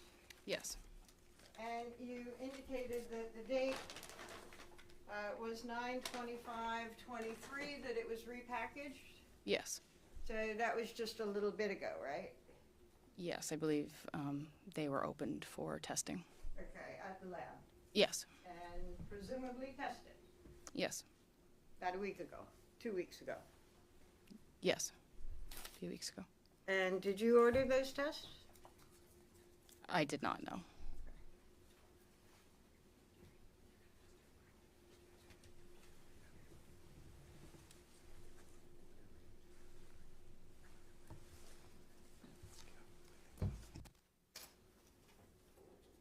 Ah, okay.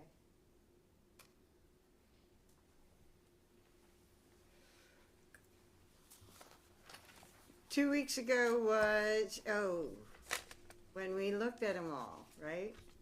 Yes, 9/23 is when we looked at them. Do you recall, and can you tell when it was that they went to the lab? I don't have that information. Would it be on the packaging?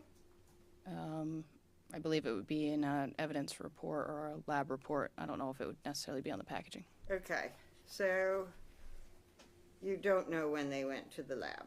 I was not in charge of sending them to the lab, no. Okay.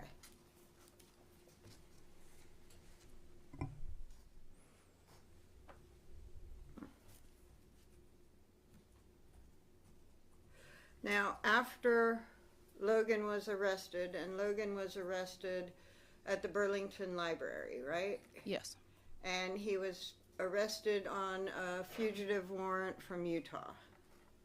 by Vermont authorities, yes. Right. So you had cooperation with the Vermont police to arrange this. Yes, And you had, I think you testified on direct that Homeland Security contacted y'all about Logan, some activities of Logan, right? initially it was a detective with Logan, Utah Police Department, and then ultimately Homeland Security or HSI, yes. Okay, so Homeland Security contacted them and they contacted Utah and Utah contacted you, or Utah told them to contact you? HSI contacted the detective with Logan, Utah, who we had been in touch with several times for other things throughout this case. He ultimately called me directly and advised me of what HSI told him. I then followed up with HSI. Okay. And then at the police station in Vermont, Logan was at first put into a holding cell. I was not present when he was initially picked up. I didn't arrive until later that evening. Okay. Detective Brown and I were still in Concord. So he was in a holding cell when you arrived. I believe so, yes.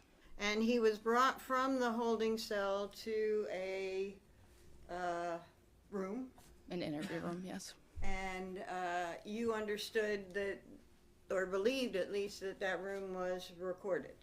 We were under the impression it was, yes. It was set up to record exactly that type of thing that Detective Brown and you were planning on doing, right? As far as we were aware, yes.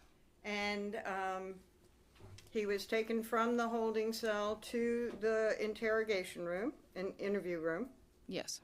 And you were in a different room watching Detective Brown speaking to Logan Clegg through video or mirror or what? So initially, they were not aware that I wanted to watch it from a separate room. They thought I was just going to be, in the general area listening. So ultimately, they brought me to their dispatch center and tried to set it up there, but I couldn't hear anything. So then I moved to a separate office with a computer where I was ultimately able to watch it on a computer screen. And did you tell them that it was not being recorded? Yes, so we were trying to figure out why I couldn't hear anything, and they were scrambling to try and get the sound to work, ultimately realizing that it actually wasn't working on that end. And so the interview was going on for a while before they fixed that snafu and got the recording going. At least several minutes, yes. Okay. And you told Detective Brown about that sometime after the interview was done? At some point, or when he took a break or something like that, yes. Okay. And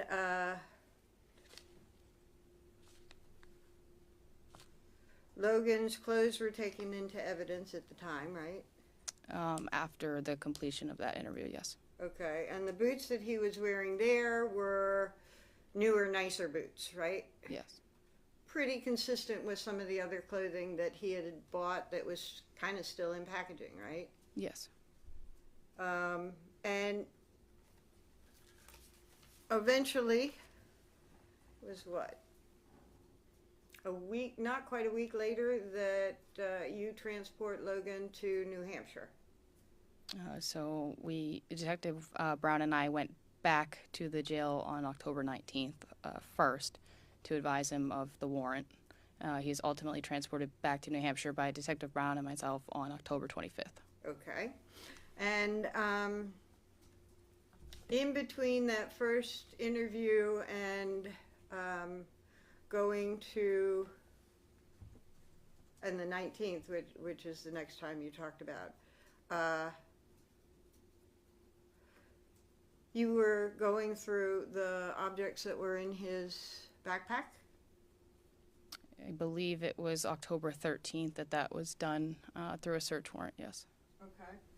And one of the things that you found in the backpack was the gun. Yes. And the gun that you had discovered Logan had purchased sometime in February? February 12th, yes. Okay. And the gun was actually in a holster, right? Yes. And it was strapped in. Yes.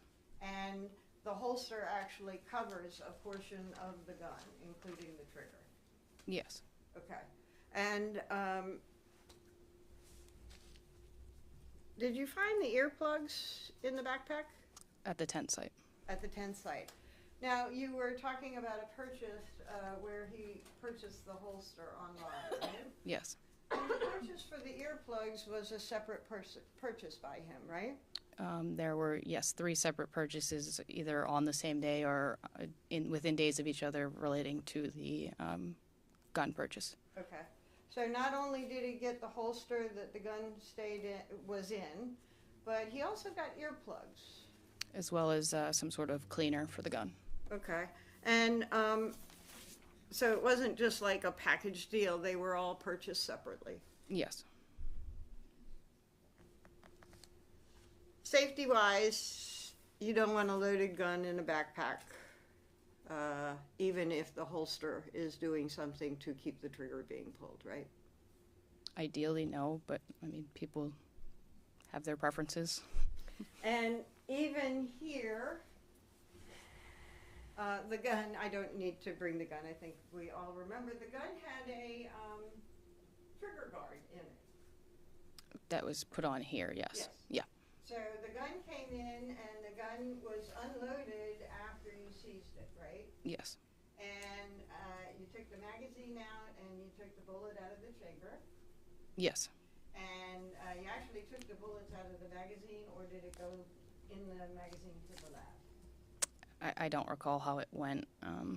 If we had taken them out, it was to count the rounds, but Okay. I don't recall. And then it was secured in this box Yes. to be done with whatever testing was going to be done on it, right? Yes. And when it got here, with the presence of all these non-law enforcement people, the trigger guard was put on it. Yes. Okay.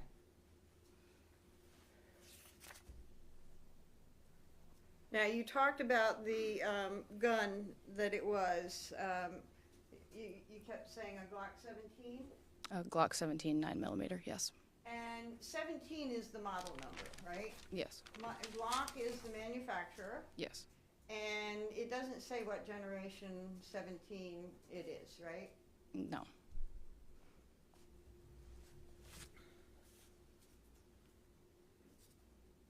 You talked about cash that was discovered in the backpack, a fair amount for somebody to walk around with, right?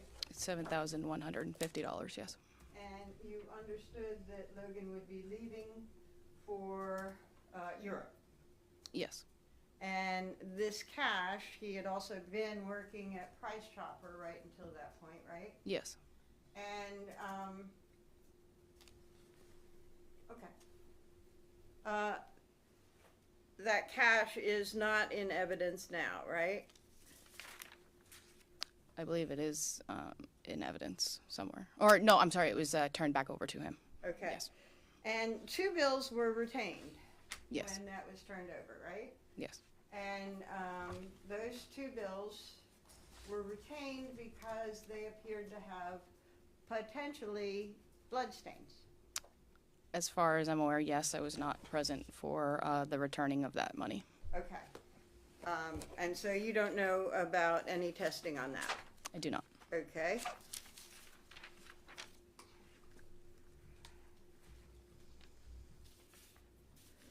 Now, you talked about some of the different warrants that you got to try and collect evidence from Google, banks, and by banks, you were getting information about those debit cards, right? Yes. There was not actually a bank account for Logan. Correct. And for the history that you got from Concord, he used cash sometimes and the debit card other times. Several of them, yes. And you didn't get a purchase history in Vermont. I believe we got a couple from maybe Hannaford, maybe Price Chopper as well. I'm not sure, but no, we weren't able to see all the stores. Okay, so Or some of the actually, excuse me, one of the cards was from that time frame where it showed he was at Price Chopper, Target, stores like that. Yes, but and so do you know if he continued in that habit of using cash and debit card? we did not follow up with that. Okay. And some of the warrants were actually, and I have to ask you this, is whether or not you directed it or someone else, but did you direct a warrant to be filed for search terms? Through Google, I believe. for search terms specifically, no. For email addresses linked to Logan through Google. Okay, so you didn't do a search, well, you didn't direct a search for specific inquiries for anybody in Concord that Google could collect for that time? No. That was someone else? Yes. Okay.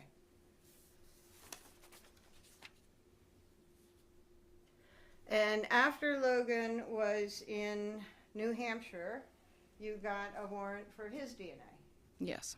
And you went to where he was held, Yes. and you took a buccal sample. Is it buccal or buccal? I believe you can say either or, but buccal, swab, yes, as well as fingerprints. Okay. And with that information, you could combine it with information and evidence that you already had and send it to the lab for testing. Yes. Were you involved in any of those decisions about what to test, excuse me, or how? No, it was mostly Detective Murray. She would inform me very briefly, but I was not involved thoroughly, so I don't know much about it. Okay.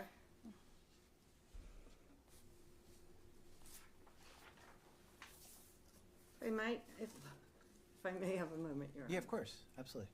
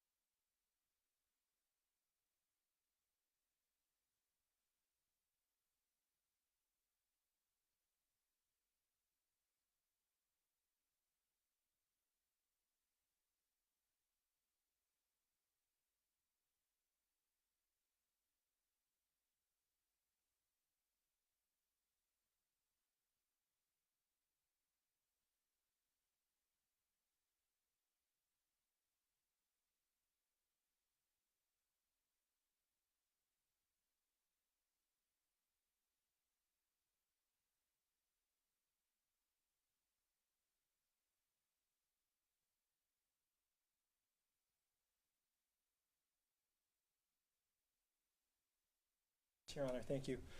Detective Gorham, you were part of a search of the burnt tent site on August 25th. Is that correct? Yes, That's of 2022. yes. Could you remind us how many shell casings were recovered from the burnt tent site on August 25th? There was a shell casing in the footprint of the tent, as well as 8 other shell casings in the natural clearing.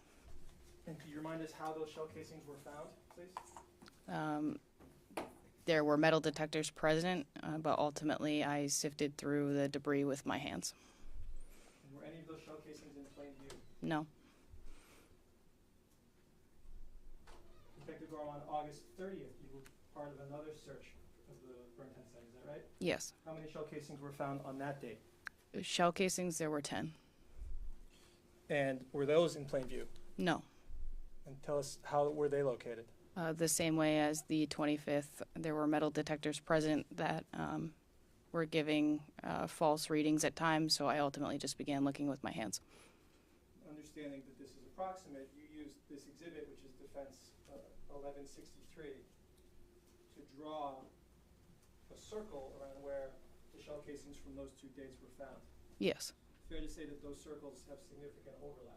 yes, And so, were the shell casings found on August 25th found in a similar location to the shell casings on August 30th? yes.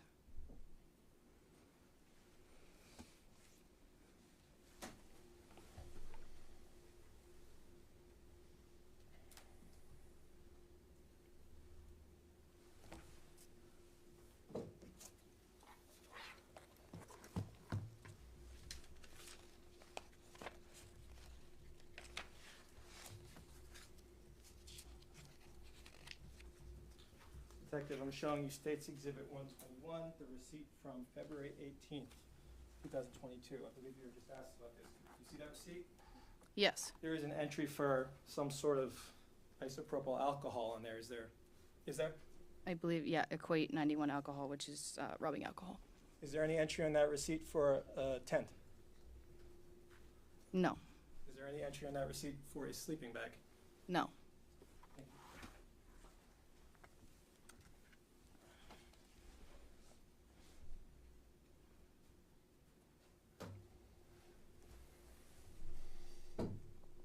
you.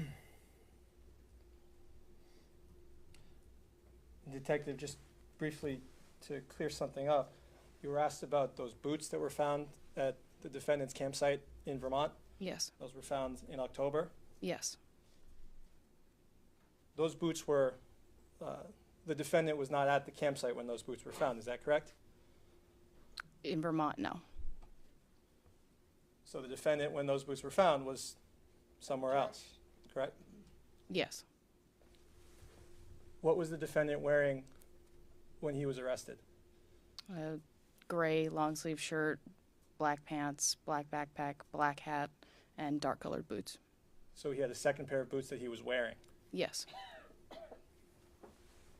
If you remember, Detective, were these boots that were found in Vermont located inside his tent or outside the tent? They were located in the trash pile next to the tent.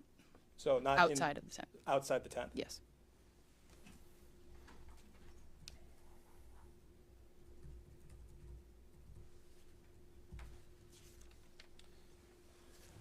And those boots, again, you talked about how the markings on the evidence bag indicated it was open on September 25th. 25th. Yes, I believe so. Did an evidence review procedure take place on September 25th? Yes. Where did that take place? At the Concord Police Department. Who was present for that? Myself, as well as Detective Wade, defense, and the prosecution. Thank you. And lastly, Detective Gorham, the shell casings that were found on the Marsh Loop Trail on May 20th, Yes. did those have markings on them? Yes. What were the markings? Sig Luger 9mm. The shell casings that were found at the burn tent site on August 25th and August 30th, did those have markings? Yes. What were the markings? Sig Luger 9mm. The ammunition that was found in the defendant's gun at the time it was in his backpack, were those bullets marked? Yes. What was the marking? Sig Luger 9mm. I have no more questions. Thank you. Further cross-examination?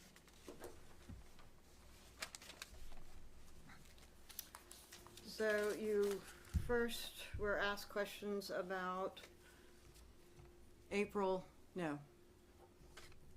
August 25th and 30th search. Yes. So, and I think you said that the metal detectors were giving false readings. As far as like beeping sometimes and not beeping other times. Okay. And so one of the things that you did, rather than try and dig up the whole world if there's something there or not, is get another metal detector that was more powerful on the 30th. Yes. And February 18, you were asked about the rubbing alcohol that was purchased there. Yes. And what it shows, if there was no tent site or no tent or no sleeping bag, this was purchased for whatever reason he wants rubbing alcohol. Objection. If counsel would approach.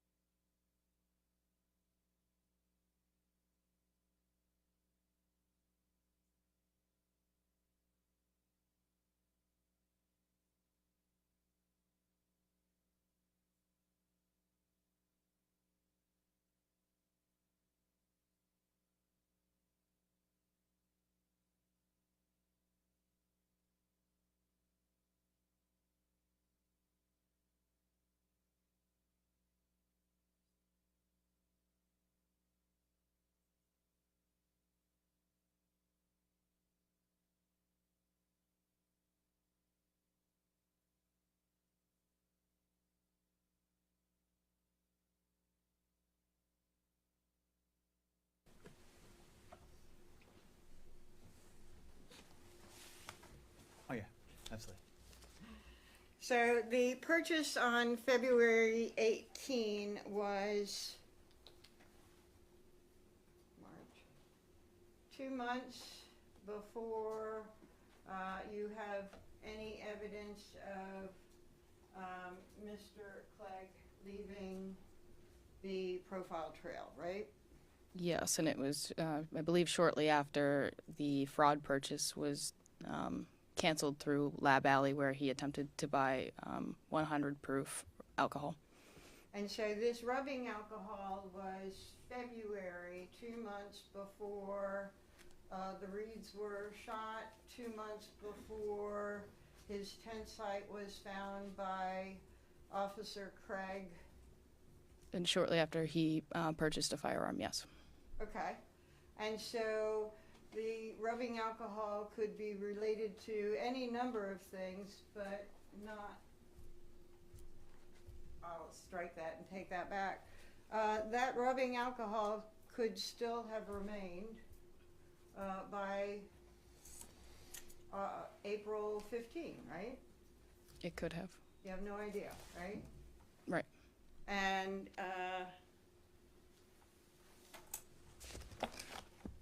the purchase of rubbing alcohol on the 19th, On April 19th, yes. April 19, I mean, perhaps it's related to the burnt tent site, perhaps it's related for whatever reason he got it in February, right? Objection. Sustained. Hmm. I'm gonna strike that question.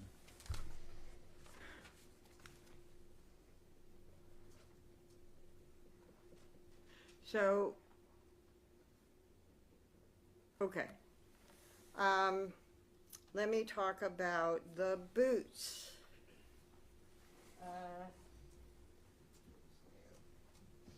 You talked about that Logan Clegg, his old boots, where the soles are falling off, were actually with the other stuff, that the trash and the trash bags that were strewn at the tent site, right? It was in the trash pile, yes. Okay, and I'm going to show you Exhibit 1057.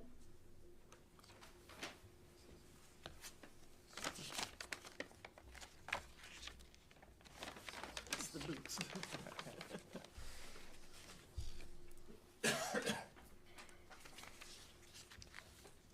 You know what is in this bag? It's Concord property number 22-5520-PR, labeled as Clegg's boots. I believe these were the ones he was wearing at the time of his arrest. And could you open that for me?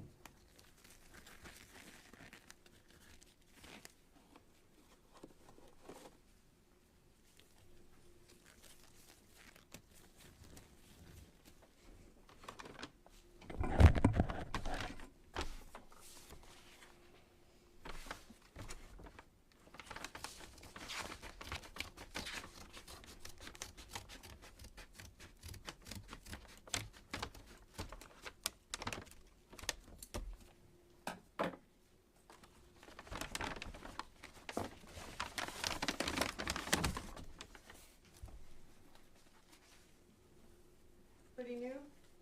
Yes. And I think that you testified when I asked you that they were, the newness was pretty consistent with the other new clothes that he had, some still in their packaging, some not, right? Yes, and I believe some of the prepaid debit card results showed when these were ultimately bought, as well as when I followed up with his employees at Price Chopper, they mentioned that as well. That he had new clothes? That they noticed his boots were worn, and they ultimately were going to buy him a new pair as a gift, and then noticed that he came in, I believe, the next day with a brand new pair on. Okay. The Sig Luger marking, 9 millimeters.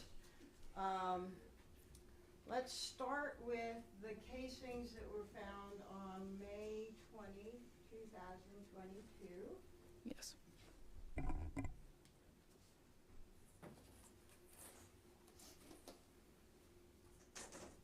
This is about a month after that area had been searched, specifically even for casings, right? Yes. And about a month after Alan Schwartz had spoken to the police about what he saw, right? I believe so. Like I said, I never spoke to him, and I was not present for that conversation. Okay. And the casings that you found on May 20, or actually Attorney Ward found on May 20, the markings were very clear, weren't they? Yes. Very apparent, Sig Luger, 9 mm. Yes. the caliber was clear, the brand was clear, right? Yes. And even several months later, at the burnt tent site, the caliber and the make were pretty clear on those casings. Yes. Okay. And I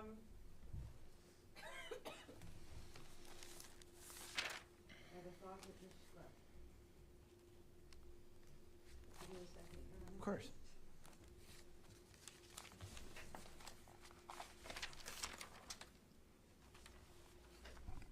And you didn't find casings where the make or caliber was obscured? Objection. It's outside the scope.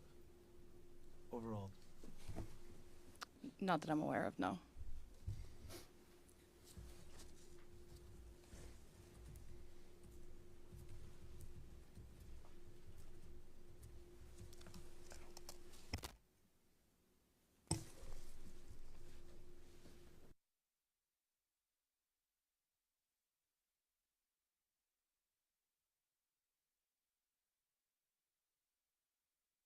Thank you, Your Honor. So, I'm guessing we'd like Detective Gorham subject to recall? Yes, please. Could we approach on that? Yeah, absolutely.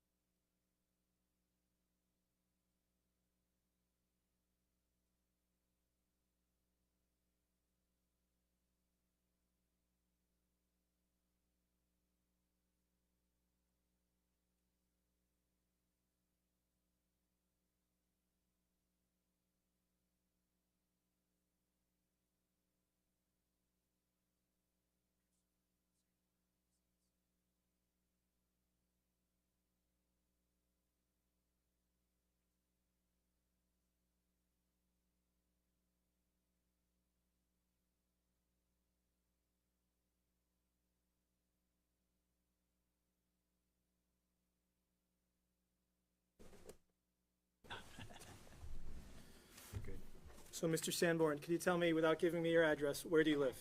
Barry, Vermont. And I'm just going to ask you to speak up a little bit so we Sure. can all hear. In Barry, Vermont. Okay, thank you. And just could you generally describe, for those who don't know, where is Barry, Vermont in relation to Concord? It's 2 hours away. It's in central Vermont. How long have you lived in Barry, Vermont? My whole life. What do you do for work? I work at R&L Archery. What is R&L Archery, sir? We sell sporting goods, hunting, and fishing supplies. You said sporting goods, hunting, and fishing supplies. Does that include guns? It does. What type of guns does R&L Archery sell? We sell hunting guns, handguns, rifles, shotguns for hunting and sporting. How long have you worked at R&L Archery? I have worked there pretty much my whole life, my whole adult life. Is it a family business? It is a family business. And what is your current role at R&L Archery? I am a manager and a co-owner. Who is the other co-owner? My brother and my father are also co-owners. Does R&L Archery have a license to sell firearms? We do. How long has R&L Archery had a license to sell firearms? I don't know the exact date, but the business has been in business for 40 years, and it's been most of that we've had our license since before I was working there. Do you have any personal experience selling firearms to customers at R&L Archery? I do. Who can purchase firearms at your store?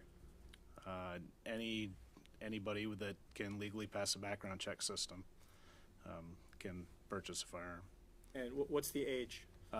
18 for long guns, 21 for handguns. And when a person purchases a firearm at your store, do they have to present any sort of identification? They do. We need a government-issued valid photo ID. And what types of ID are typically presented with regard to purchases of firearms? Primarily, it's a driver's license. It can be a non-driver ID issued by the state. We take passports. It does have to have a valid address on it, though, so a passport would be needed, and we need other identification with that as well, but primarily driver's license. As part of the process to purchase a firearm, is there any paperwork that has to be filled out? There is. We call it a 4473 is the ATF form number on it, but it does have to be filled out with the firearm information, the purchaser information. Is that a federal form? It is. So you call that form a 4473? Yeah. Who fills out the 4473? Is it someone from the store, or is it the person who's purchasing the weapon? There are sections that are filled out by the store employee. All the customer information is filled out by the purchaser. And does that customer information include name, address, license, that sort of thing? Yes. Name, address, thing, and a bunch of yes and no questions. The license is filled in by the employee at the store. And how does the employee know what to fill in for the license? The customer will present the license to us. We'll verify the information that was provided previous, and then we fill in the license number and expiration.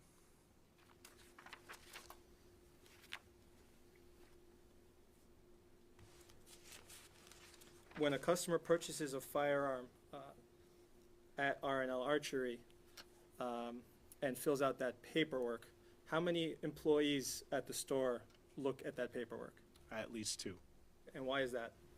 It's a checks and balances for us on our internal side for paperwork. Usually my sales clerk will facilitate most of the sale, and then it is reviewed by myself and my brother before it's finalized. So when you conduct that review of a sale that another employee has primarily been handling, do you actually make any notations on the 4473? We don't typically make many notations on the 4473. We're mostly checking for accuracy of information on it.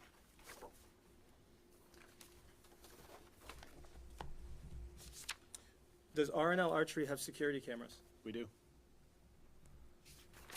Where are those cameras located in the store? We have 20 of them inside and outside. Do those cameras record? They do. How long is the footage from those cameras preserved? I want to say it's around 2 months. And what happens after 2 months? It's on a DVR system. It's a loop, so it just re-records over the oldest. Or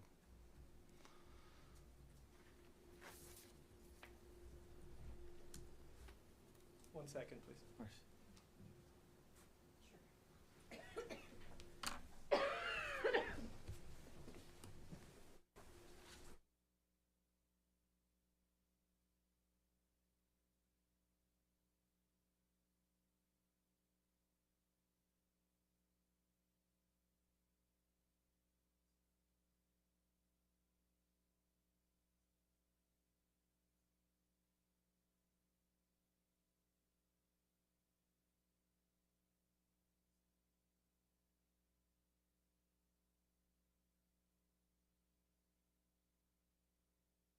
Mr. Sanders, I'm handing you a document. Please take a look at the document.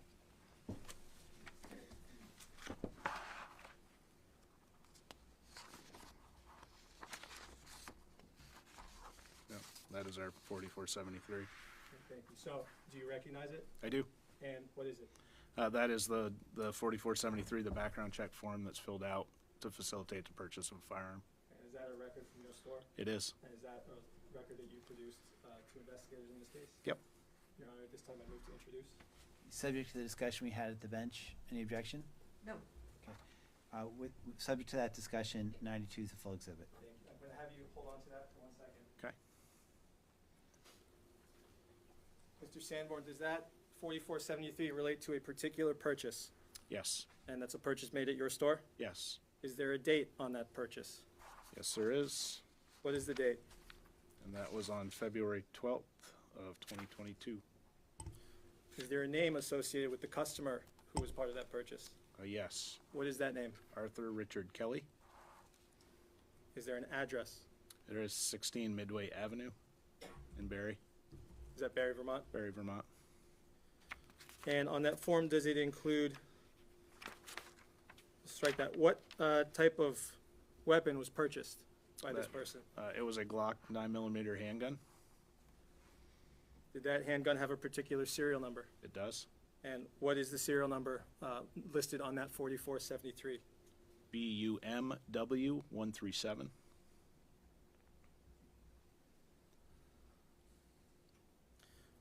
Mr. Sanborn, you mentioned that it's a Glock 17. Could you tell us about that type of gun? What is it? It's a full-size 9mm pistol, semi-automatic.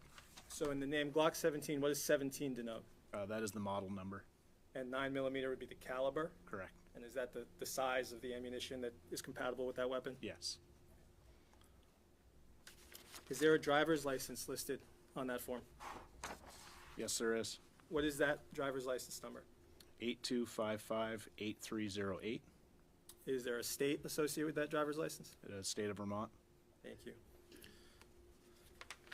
Mr. Sanborn, you mentioned there was a serial number on that handgun. Are serial numbers unique to each weapon? They are unique.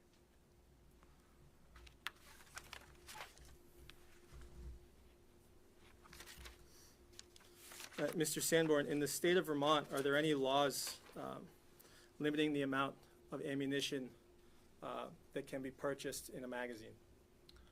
There is a magazine restriction for handguns of 15 rounds. So could you tell us what that means? So any, like a Glock 17 can come with up to a 17-round magazine. That magazine's not legal for sale in Vermont.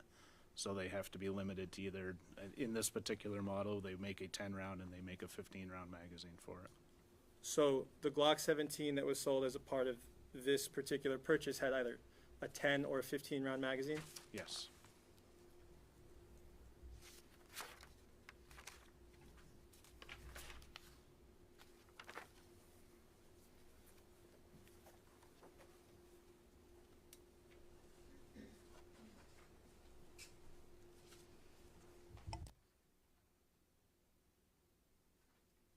Mr. Sanborn, I'm handing you State's Exhibit 91. Could you please take a look at that?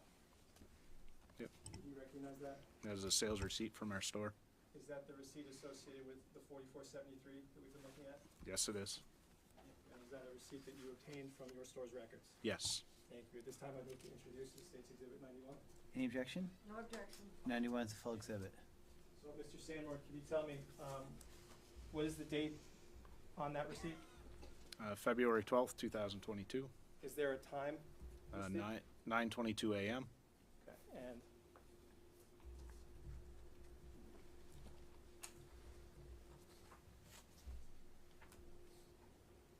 all right, can you cover that for a second?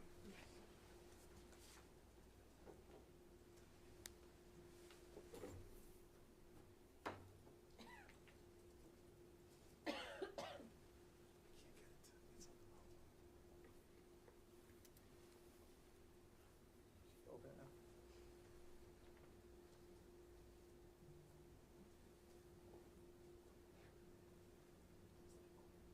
Should be.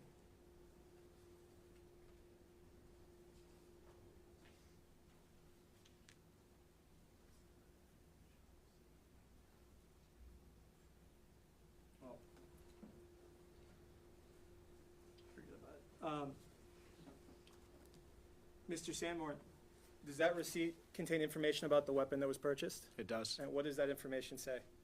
It's got the part number for the UPC for the item, but also the make, model, and serial number of the firearm. And just because I can't show it right now, what is the make, model, and serial number listed on that receipt?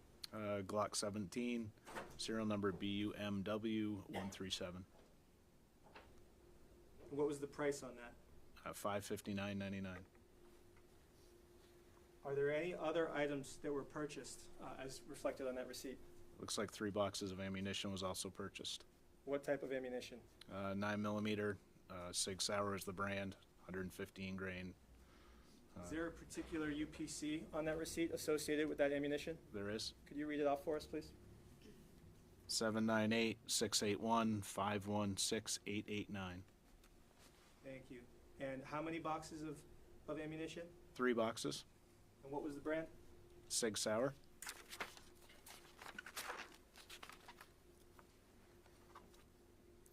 Mr. Sanborn, your store is in Barry, Vermont. Yep. Are there any bus stops near your store? There are. And generally, who operates the bus line that stops at those buses, at those stops? I think it's Green Mountain Transit. Thank you. I have no more questions. Cross-examination? Thank you, Your Honor. Mr. Sanborn, I'm Caroline Smith. And just a couple of questions. You said the purchase was a Glock G17 G17, right? Yep. And after that it says Gen 3 and then 4.49. What is that? The Glock 17 has had different generations to it, so Gen 3 is the 3rd generation model, and 4.49 is the barrel length of that firearm. Okay, so Glock makes different models. Yep. And the particular model that this person calling himself Arthur Kelly purchased was model 17. Yes. And then within that model 17, there are various generations. Yes. And how often do those generations change? They actually currently still make a Gen 3. They may have been making a Gen 4 then, and they Gen 5 as well now. Okay, so Generation 3 doesn't mean a particular year. It is a particular model that hasn't been upgraded beyond. It's a variance to the model. Yeah. Okay. And it might be made year after year after year. Yep. And when did the Gen 17 come out? I don't know that answer. Okay. A How long- long a while has ago. Glock been around? A long time. I don't know the date. I won't ask you, no problem. Fair to say decades? Yes. Okay. And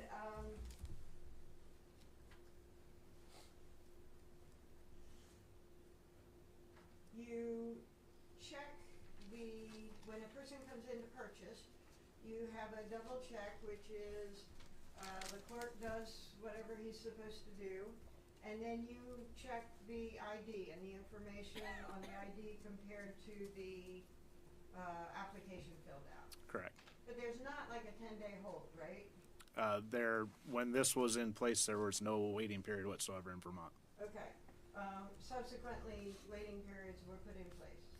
Yes, as of July this year, we now have a 3-day waiting period. Okay. So Vermont was a little slow to get on that wagon, huh? Okay. Waiting periods had been in other places, right? Yeah, California and other states have waiting periods. Okay. Thank you. Any further direct examination? No.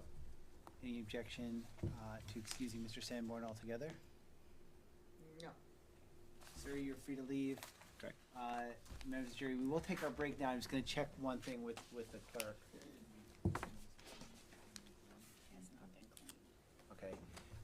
I'm just going to ask because we're going to have the jurors exit through to use the deliberation room number 3, and we'll take about a 10 or 15.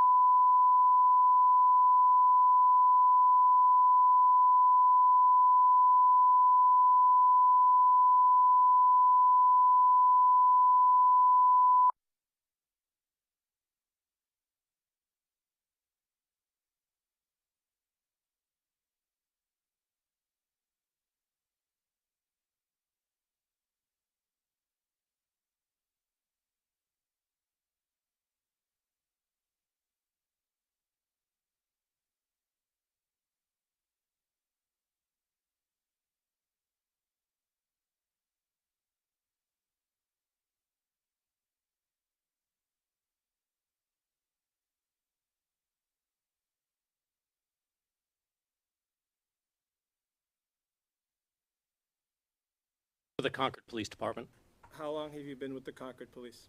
about 15 years now. What is your current rank or position with the Concord Police? I am a master police officer. Can you tell us what that is? Yes, I'm assigned to patrol. Master police officer simply means I have over 8 years of experience, and I've taken a test demonstrating some capabilities. Thank you. Prior to serving as a master police officer, did you previously work as a detective for the Concord Police? Yes, I did. And how long did you work as a detective for Concord Police? Approximately 13 and a half years. Prior to working for the Concord Police, do you have any other law enforcement experience? Yes, I do. Where did you work prior to the Concord Police? I worked for the New York City Police Department, the NYPD, specifically in the 42nd Precinct from roughly March of 2000 through October 2008, so about 8.5 years. While you were with the New York Police, what roles did you serve? I started as a patrol officer. I did some specialty patrol units, and ultimately I spent the last 2.5 years assigned to the Precinct Detective Squad at the 42nd Precinct. So in total, how long have you been in law enforcement? Over 23 years. With regard to the case that we're going to be talking about today, were you at all times a detective? Yes, I was. So is it okay if I call you Detective Brown? That's fine. Thanks. So Detective Brown, as a detective for the Concord Police, what are your duties? Basically, we investigate all manners of crime, from burglaries, thefts, robberies, sexual assaults, shootings, all the way up to homicide. Have you previously worked on homicide investigations? I have. Could you say how many? While I was in the Bronx, I would estimate between 15 or 20 homicide investigations that I was involved in. Here in Concord, it's probably around 8 or 9 over the past few years. Thank you, Detective. At one point, were you also a member of the Computer Crimes Unit for the Concord Police? Yes, for about the last 5 years until I went back to patrol, I was a detective with the Computer Crimes Unit. And could you just briefly describe what the Computer Crimes Unit does? Sure. We are assigned to obtain digital evidence from a variety of sources. So anything from a flash drive to a laptop to a cell phone, a mobile phone, all the way up to from technology companies themselves. You said you spent about 5 years in that unit? That's correct. Detective, are you familiar with the investigation into the disappearance of Stephen and Djeswende Reid in April of 2022? Yes, I am. Did that investigation begin as a missing persons investigation? It did. Did it ultimately become a homicide investigation? Yes. What was your role in that homicide investigation? Basically, I was assigned to assist the lead investigator, who was Detective Danica Gorham. Based on my experience, I was assigned to assist her in any way that I could.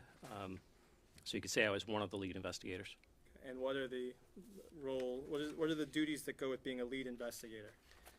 It's basically like a team captain or a quarterback for the case. They're responsible for understanding the overall investigation, for becoming familiar with what other officers and detectives are doing, any evidence that they've gathered, and then seeking ways to advance the investigation under the guidance of the Attorney General's office. Detective, when did you first become involved in the investigation into the missing persons report related to Stephen and Wendy Reid? On the morning of Thursday, April 21st, 2022. And can you just describe for us, how did you initially become involved? Sure. That morning I came back from a 3-day sick leave. I was loosely aware that there was a missing persons investigation going on, but I was assigned to a different case at the time. Around 10 o'clock that morning, Detective Garrett Lemoyne came to the Computer Crimes Unit. He had 2 laptops and 2 cell phones, and he had consent for searches of those devices. Myself and Detective Harbitz, one of my partners in CCU, split up the 2 mobile devices. I took one, he took the other, and I began an extraction of one of the phones. What is an extraction? Extraction is just a fancy way of saying getting the data off of that phone and into a readable format that a other detective can look at and review. What did you learn after beginning that extraction on that phone? I'm sorry? What did you learn after the extraction process began on that phone?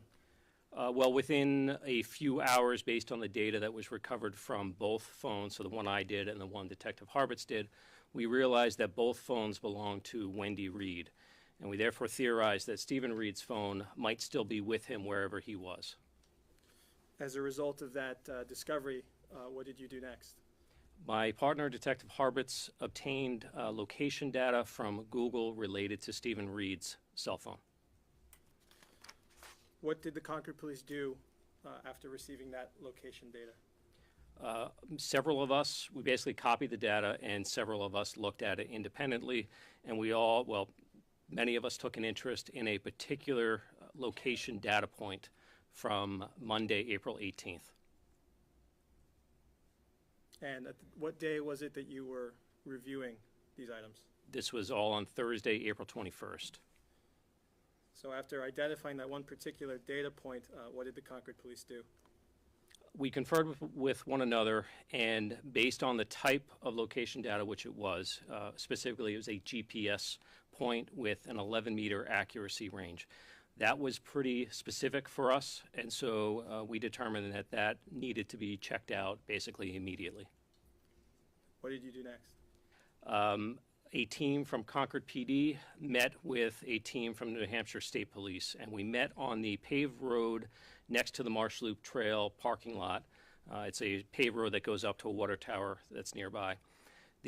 Some of the troopers had canine dogs with them, and we basically split up into two teams. Concord PD went up the Marsh Loop Trail into the woods to approach this location from the west, while the state troopers went along the gravel road that goes past the Unitil substation, and they entered the woods just beyond, so they basically came to the site from the east side. Thank you, Detective. I'm showing you what's State's Exhibit 75. What do you see here? This is a diagram that I created using Google Earth, Microsoft PowerPoint, and some trail maps from the city of Concord, and it basically shows the area of the Broken Ground Trail System to include the trails. It also shows Alton Woods Complex, and I've highlighted the various trails in different colors. Thank you, Detective Brown. You were just speaking about the initial search that was conducted by both the Concord Police and the New Hampshire State Police.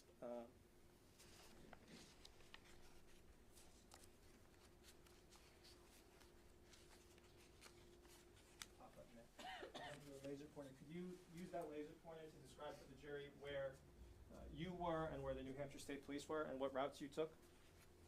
Sure. So we met along this area right here. There's a paved road. The state police went up this way and into the woods to this area. I went up the Marsh Loop Trail and into the woods.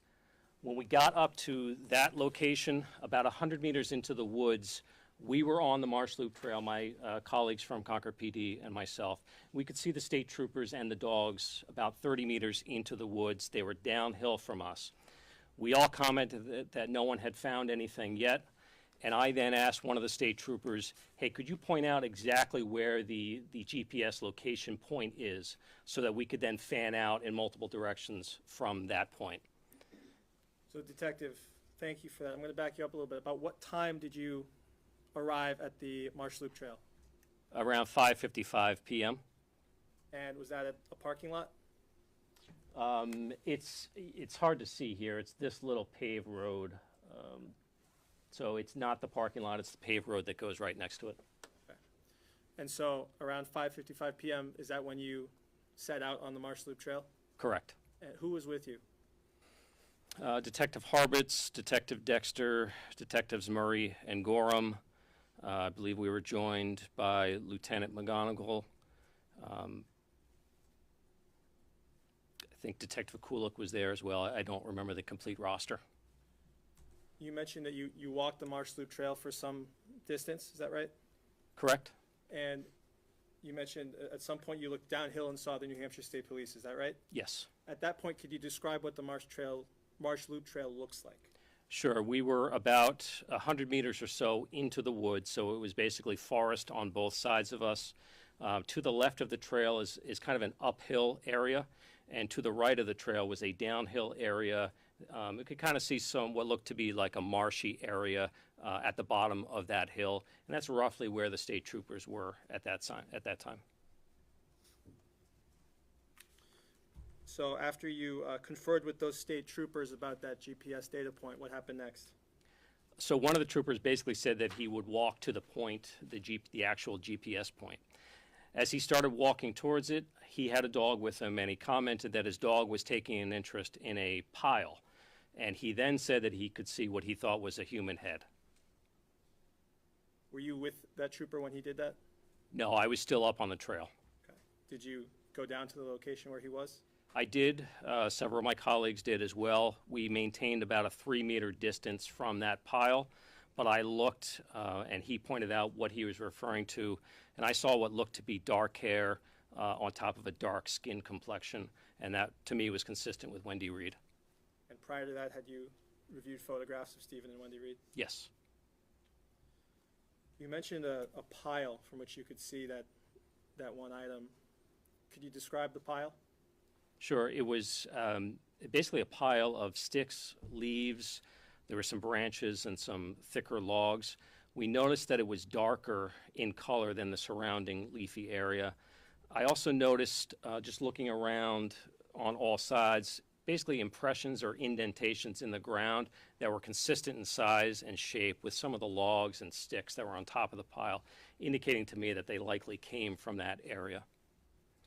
Detective Brown, where was that pile located, close to a tree?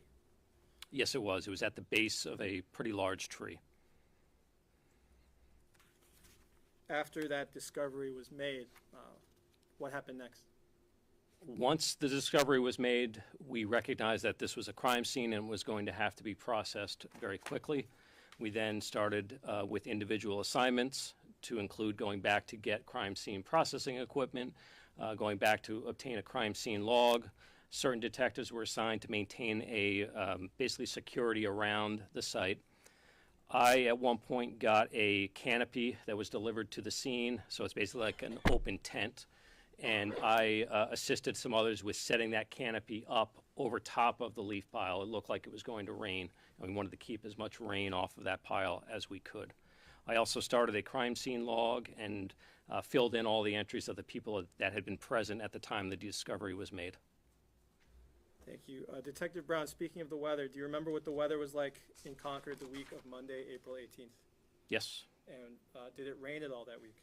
it did. It rained very heavily on the morning of Tuesday, April 19th. Thank you. So, Detective Brown, you mentioned that crime scene processing was initiated and there was some security measures put in place. Did the processing of that crime scene continue the night of Thursday, April 21st? It did. It was several hours of processing. Ultimately, Wendy and Stephen Reid's bodies were both found in the pile.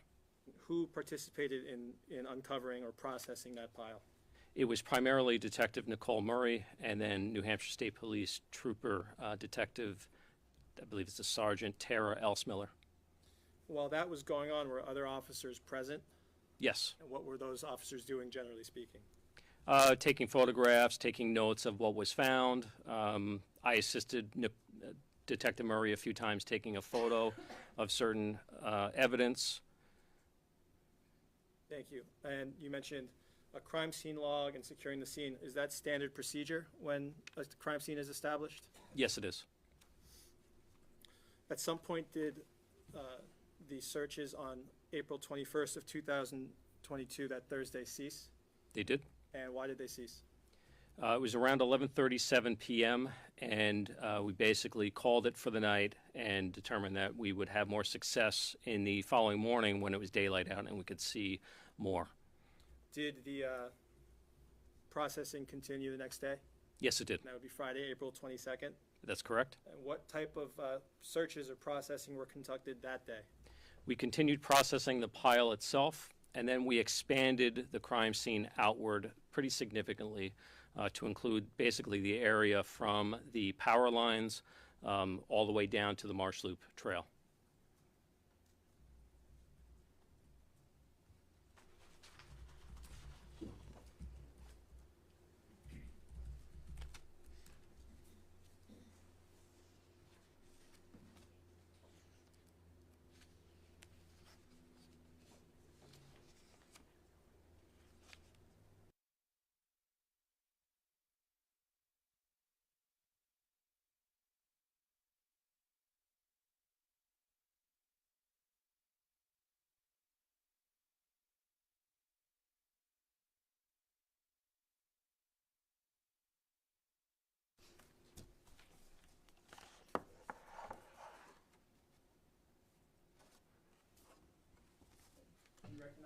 I do. What is it? That is a slide that I made in PowerPoint using Google, either Maps or Google Earth, as well as PowerPoint, to basically mark out the expanded crime scene that we designated on Friday, April 22nd, And how did you make this? just using PowerPoint and Google Maps. So is there a red box there? That's correct. What does that red box denote? That denotes the expanded crime scene. How did you determine the location of the borders in that box?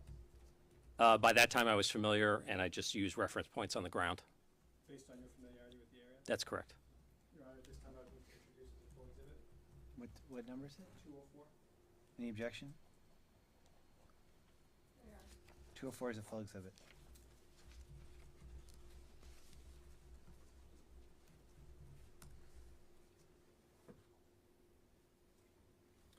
So Detective Brown, this is states 204. Could you describe what this is?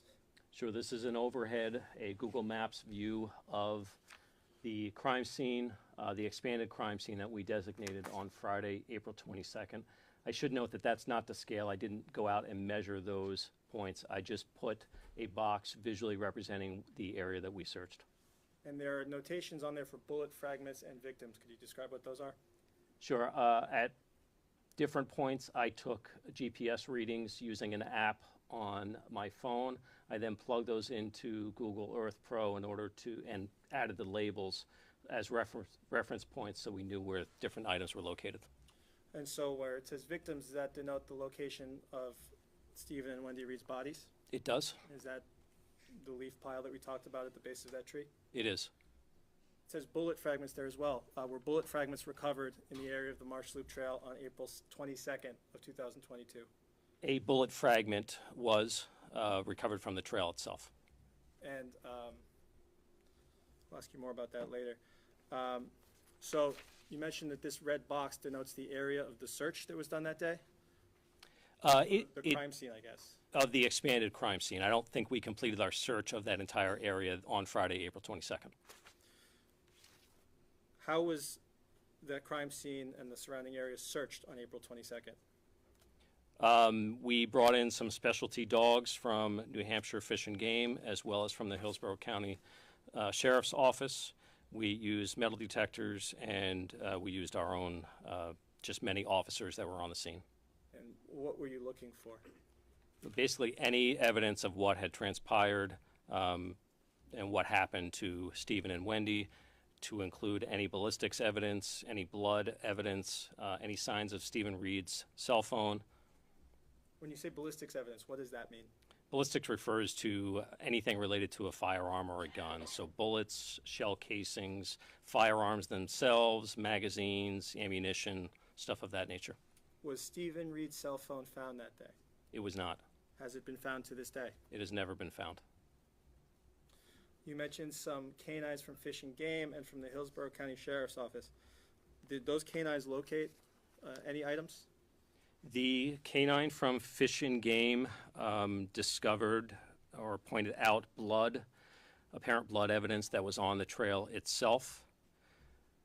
I believe that was really the only evidence found by the dogs.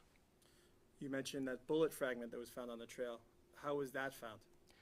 Once one of the dogs alerted to the blood on the trail, Detective Brendan Ryder began closely reviewing that area, and he is the one that discovered a bullet fragment on the trail itself in that same area where the blood evidence was.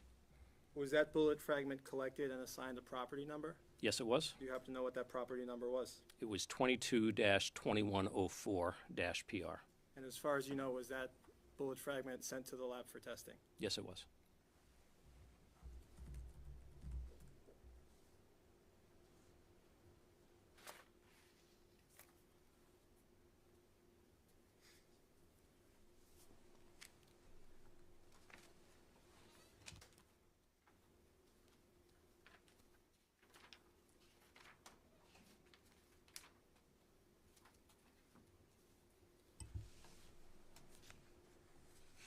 Detective, I'm showing you State's Exhibit 85. Can you tell us what this is? This is a diagram that I created using Microsoft PowerPoint. This is not to scale, but this is a visual representation of the Marsh Loop Trail crime scene to include rough locations of where different items were found. And so we'll talk about some of these other items, but you mentioned a bullet fragment and some blood just now. Where are those on this map? They are right here in this area. Thank you. Detective, did law enforcement continue to search the area of the Marsh Loop crime scene and the surrounding area on April 23rd? Yes, we did. And what kind of search was done that day? That was called a line search, where members of New Hampshire Fish and Game, New Hampshire State Police, and Concord PD gathered, and we basically formed lines to cover as much ground as we could. Did you participate in that line search? Yes, I did. Thank you. Was any evidence of note recovered during that April 23rd line search? During the line search, no major evidence was recovered. About how long did that search, or when in the day did that search take place?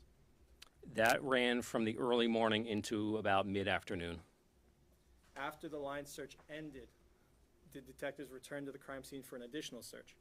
Yes, many detectives from Concord PD, myself included, returned to the Marsh Loop Trail crime scene, and we continued searching ourselves. And, I'll strike that question. As a result of that second search after the line search, did you discover any evidence? I don't believe I did. My colleagues, Detective Ryder and Detective Shevlin, did. What evidence did they discover? Detective Ryder discovered a piece of green fabric. It was on the ground next to a log, and it was in an area between the body recovery site and the Marsh Loop Trail crime scene itself. Another colleague, Detective Shevlin, using a metal detector, discovered basically a weathered bullet. So the top part of a bullet that would fly through the gun through the air. That was about 3 to 4 inches underground, and that was about 10 meters south of the crime scene itself. So I'd like to ask you a little bit about that piece of green fabric. After that was discovered, did you view that piece of green fabric? I did. And did you view it before it was touched or moved or collected into evidence? Yes. What did you do when you viewed it? Well, first I marked it. So I put a small flag, I believe it was an orange flag, on a small metal pole. I put that in the ground next to it, and then I took photos from certain distances away so that we would know exactly where it was recovered in relation to other points. I then took some close-up photos of it. I then recovered it, meaning that I put on gloves and I picked it up from the scene. I put it on basically a clean paper bag next to a scale, and I took a photograph of that.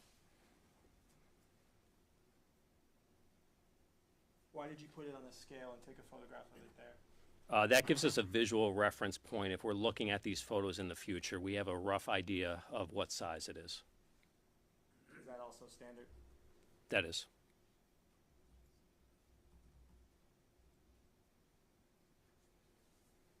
Detective, I'm handing you what's marked States Exhibits 252, 253, and 254. Could you please take a look at those?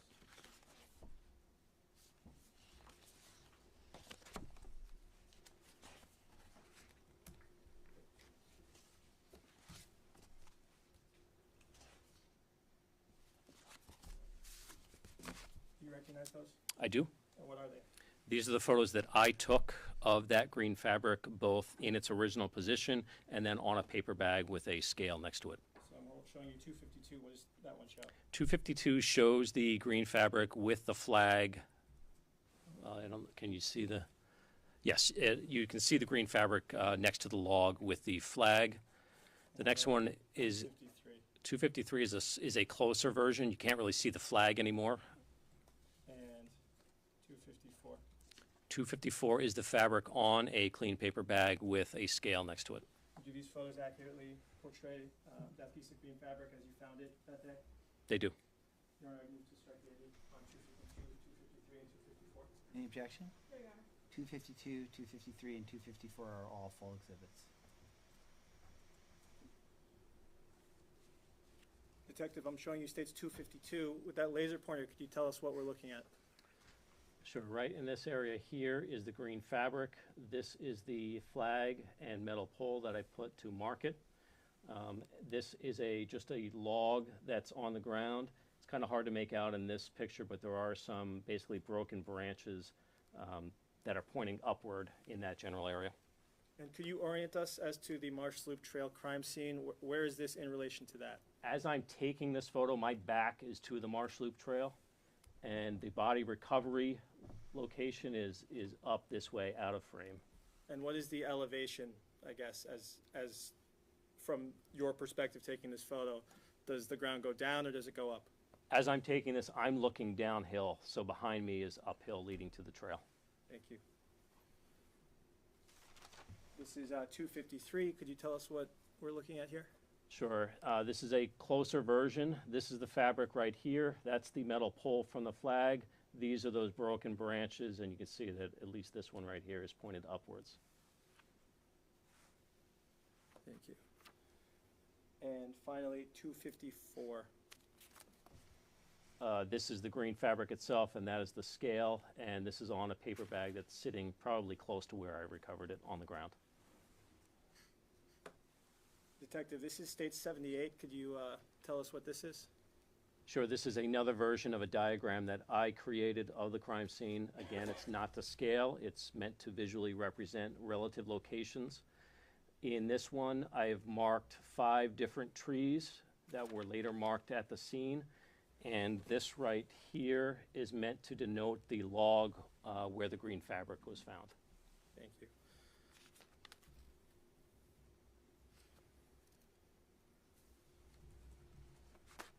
Detective, you mentioned that on that same day, April 22nd, a bullet was found. That's correct. What kind of bullet was that? I don't remember the caliber. It was very weathered, and it was kind of split open at the front, indicating to me that it was a hollow point. It did not have had an opening at the top of the bullet. And could you just explain what a hollow point bullet is? Sure. Hollow point, if you look at the bullet itself, it has an opening on the top, and when it goes inside a target, it basically mushrooms and spreads out, versus a traditional bullet, which is fully enclosed. It's sometimes called a ball, and that just goes straight through.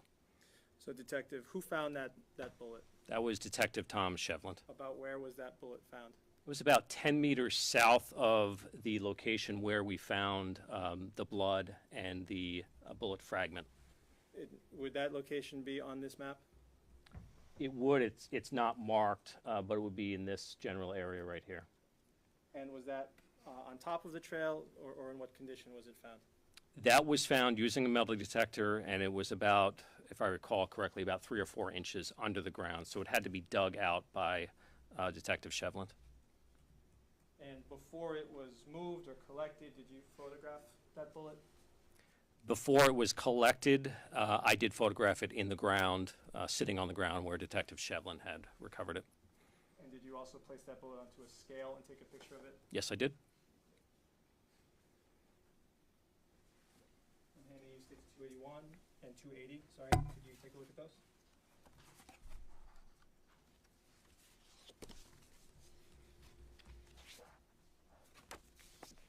What Okay. do you recognize those to be? Those are photographs that I took of the bullet that was found by Detective Shevland on that day. And do these photos accurately depict how that bullet looked when you found it? They do. I'd move to introduce, Your Honor, 280 and 281. Any objection? No, Your Honor. 280 and 281 are both full exhibits. Detective, this is states 280. Can you explain for the jury what is depicted? Sure. It's right here. This is the bullet, and it's basically in the hole that was dug out by Detective Shevland.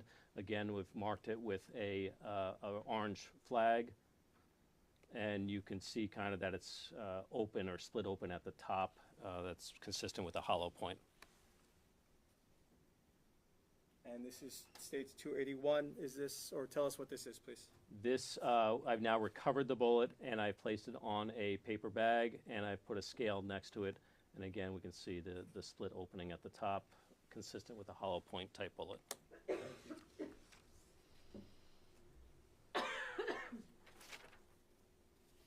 Was that bullet assigned a property number? It was? Was it sent to the lab for testing? Yes, it was. Do you remember what the property number was? Believe it was 22-2078, 2078-PR. Thank you. Detective, as part of the investigation into the deaths of Stephen and Wendy Reid, did you meet with a woman named Nan Nutt? Yes, I did. And without getting into what was said, did you speak with her on Saturday, April 23rd? Yes, And did you speak with her on other occasions? I did. When you met with her on one of those occasions, did you collect any information from her? I did. What kind of information did you collect? The first time I met with her was Saturday, April 23rd. I took photographs of her cell phone. She had a fitness app open, and it was showing basically a digital record of a walk that she had taken on Monday, April 18th. I later met with her again on Monday, April 25th. At that time, she provided me written consent to take possession of her phone and to use some forensics equipment to extract or remove or copy that location data related to that particular walk from her phone to a device so that I could read it using our own forensic software. And did she provide consent to do that? Yes, she did. So, what did you do with that data that you retrieved from her phone? Once I retrieved the location data related to that hike, I exported it into a different file format called a KML. It's basically just a format that's used by Google Earth Pro to map those data points onto an actual map using the GPS coordinates that are in that data along with the date and time to place it chronologically on a map.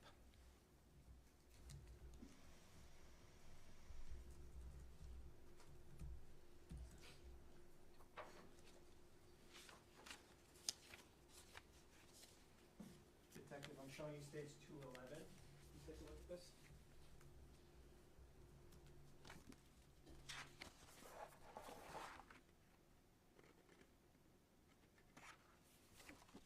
What is that? This is a map that I created using Nan Nutt's location data onto Google Earth Pro, and it also shows some data points or some location points that I'd already put on that map. Are those for the bullet fragments and the victims? That is correct. And this is a map that you created? Yes. Your Honor, this time I move to introduce stage 211. Any objection? I don't think so, but there were two.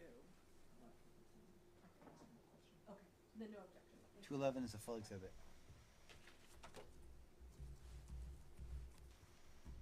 Detective, I'm showing you stage 211. Could you describe what we're seeing here? Yes, this is a map that I created using Nan Nutt's location data from her iPhone related to the walk that she took on Monday, April 18th, specifically showing the data points leading from the entrance to the Marsh Loop Trail wooded section to her approach to the crime scene, referring to the location where the bullet fragment and where the bullet fragments were recovered. So there are a series of what look like yellow thumbtack icons. What do those denote? The yellow thumbtacks are Nan Nutt's location data points, and then these 2 points are the location data that I obtained for the bullet fragment as well as the victims' bodies. And so next to each yellow thumbtack, is there a date and time? There is. Again, that is from Nan Nutt's iPhone, and it has been converted to local time. So UTC -4 means that it's Eastern Standard Time. Thank you for clearing that up. And so based on this map, what's the first data point at the entrance to the, well, strike that. Where's the Marsh Loop Trail in relation to these data points? Basically, these thumbtacks run along the Marsh Loop Trail, so it's this area right here, and then it leads to the woods. We can't see the trail, obviously, in the woods, but these data points do correspond to the trail itself. And about what time do those data points indicate that Miss Nutt entered, or Dr. Nutt entered the wooded area? She entered here at about 2:54 p.m. And about what time did she reach the area close to the bullet fragments and the recovery location? And that is up here, and that's at about 2:59 p.m. So is that about a 5-minute difference? Correct. Detective Brown, at some point during one of your meetings with Nan Nutt, did you walk the trail with her? I did. And by that, I mean the Marsh Loop Trail? That's correct. When did you do that? That was also on Monday, April 25th. On that day, did you do anything to collect information while you did that walk with her? That day, I took basically video statements from Nan at different points that she remembered as we walked.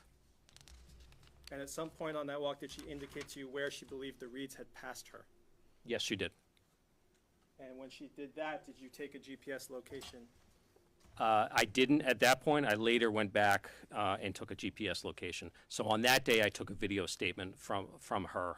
And so when you later went back and took a GPS location, was that the same spot that was indicated to you before? Yes. Thank you. And did you eventually make a map containing that information? I did.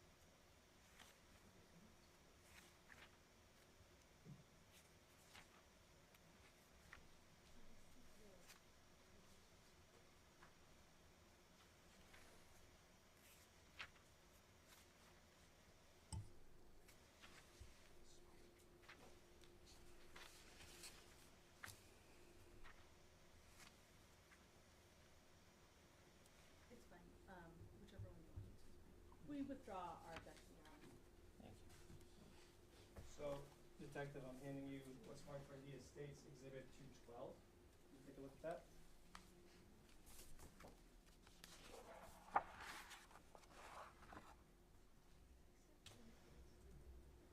Okay. What is that? This is a map that I made using Nan Nutt's location data along with a point that where she told me that the Reids passed her. This time I'd move to introduce as full. Any objection? No, Your Honor. 212 is a full exhibit. I'm now handing you what's marked for ID as defendants 1131. Can you take a look at that? Okay. What is that? This is a map with the same data, but it's showing the entire hike of Nan Nutt's hike from Monday 18th, and it's showing some other GPS points that I collected as well. And does that include the data shown on 211? It does. And it simply shows the rest of the hike? Correct. At this time I move to strike the AV on defendants 1131. Any objection? We may have some writing on it, so if we have no objection to it being published, but we may want to. Or you have someone I write. understand. Write a witness. Right, on Oh. that. I mean, I don't. The council would approach.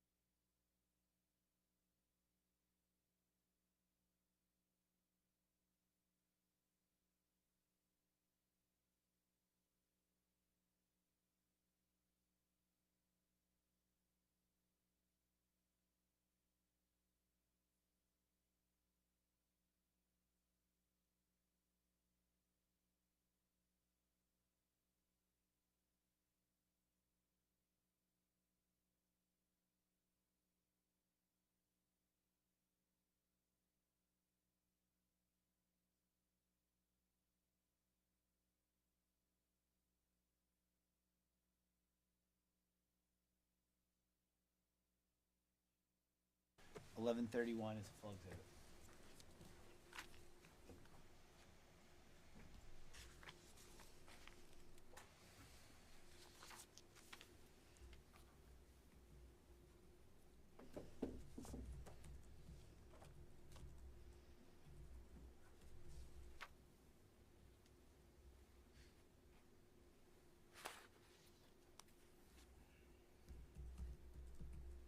So Detective, this is states 211. Could you describe this for the jury? Sure, this is a map that I created, again, using NanNut's location data plotted in Google Earth Pro. NanNut's location data is the yellow thumbtacks, and then I've added a point in green up here, which is where we believe that the reads passed NanNut. And I'm sorry, that's states 212.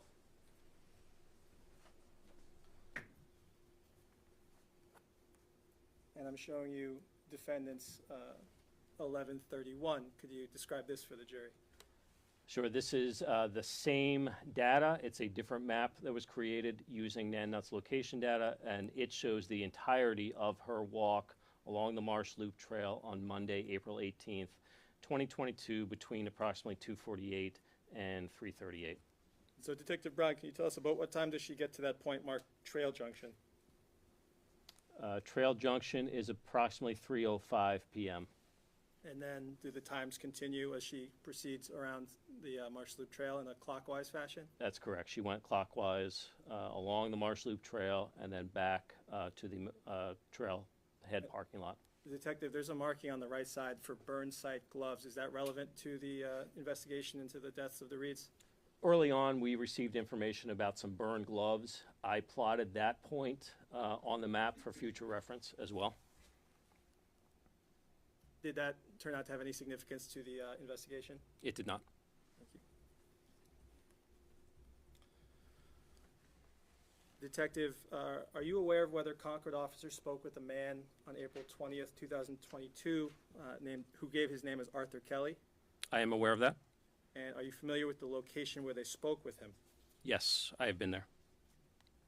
Can you show us on this map where that might be? Sure. So we're in this area right here. This is the Alton Woods apartment complex. This is the power line corridor. And then there is a gravel parking lot along the east side of that power line corridor. And then it was in the woods in this general area. You mentioned that Stephen's phone was never recovered. Were there multiple searches for that phone? Yes. Could you say how many? I would estimate at least 5 separate searches of the Broken Ground Trail area for that phone. Using what equipment or tools? We did the initial search with Nico, which is a dog from Hillsborough County Sheriff's Office that specializes in finding electronic storage devices to include cell phones. That was on Friday, April 22nd. We did another search with Nico of a different area of the Broken Ground Trails. I believe that was May 5th. We also used metal detectors on a couple of different occasions, both at the Marsh Loop Trail site, at the body recovery site, and in some other sites that became relevant later on. And none of those searches produced the phone? That's correct. Detective, did investigators return to the Marsh Loop Trail on May 20th of 2022? Yes, we did. What was the purpose of returning there on that day? On May 20th, the purpose was to show the scene to the medical examiner, Dr. Weinberg, as well as the two attorneys from the Attorney General's office that were working the case at that time. Had you previously been to the scene prior to that day? Yes, Could you say how many times? several times, probably less than a dozen, but several times. During that visit, did you ultimately recover some evidence? Yes. And what type of evidence did you recover? There were two spent shell casings. They said Sig Luger 9mm on the bottom of the shell, and they were recovered from the vicinity of Tree 1 after being observed by attorney Jeff Ward. Is Tree 1 that large tree on the Marsh Loop Trail that we've seen on the diagrams? Yes.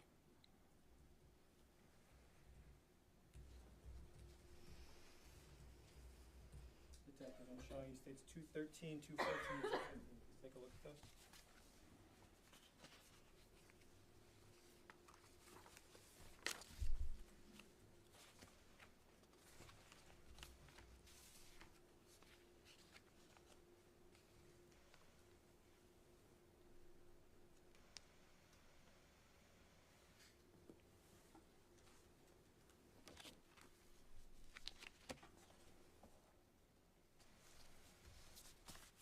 Do you recognize those photos? I do. What do they show? Those are photos that I took of the location of the shell casings prior to them being collected. And then these are shell casings you collected on May 20th? They are? And are these photos a fair and accurate representation of those shell casings as you saw them on that day? Yes. At this time, I'd move to introduce 213, 214, and 215, Your Honor. Any objection? They're all full exhibits.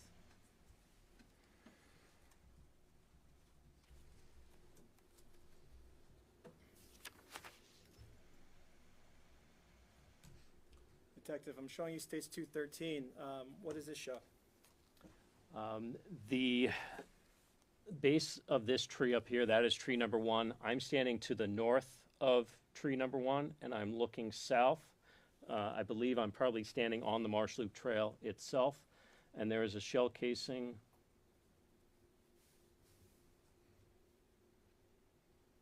right here in this area. And boy, it's hard to, I believe the second one is right there. Thank you. That states 213. Showing you states 214. What is this? This is a slightly closer version. One shell casing is here, and the other one is up at this point right here. Sorry, so there's that one you just pointed. Where's the second one? There's one right here, and there's one right there. Thank you. And so that one up top that you're talking about, what is the orientation of that as we're looking at it? Not is quite it sure. I understand the horizontal, vertical as we're looking at it? question. It is basically horizontal there. Okay. And this is states 215, I believe. What do you see there? This is, I'm standing back a little bit further as I took this photo. This is showing tree 1. Tree 2 is right behind it. This is the Marsh Loop Trail looking south. This is one of the shell casings right here, and this is the other shell casing right there. And did you place those placards? Yes. Detective Brown, the area that we can see at the base of that tree where those placards are, generally speaking, had that particular area been searched before? Yes. Could you say how many times? I would estimate at least 3 to 5 times. Using what tools or equipment? Well, the ballistics dogs were in this area. We also use metal detectors in this area, and we visually searched this area. Were those two casings collected and assigned property numbers? Yes, they were. And what were those property numbers? The number 1 here was 22-2589, number 2 dash PR, and the second one here was 22-2590, 2590 dash PR. I believe those are already full exhibits. Were those casings sent to the lab for testing? Yes, they were.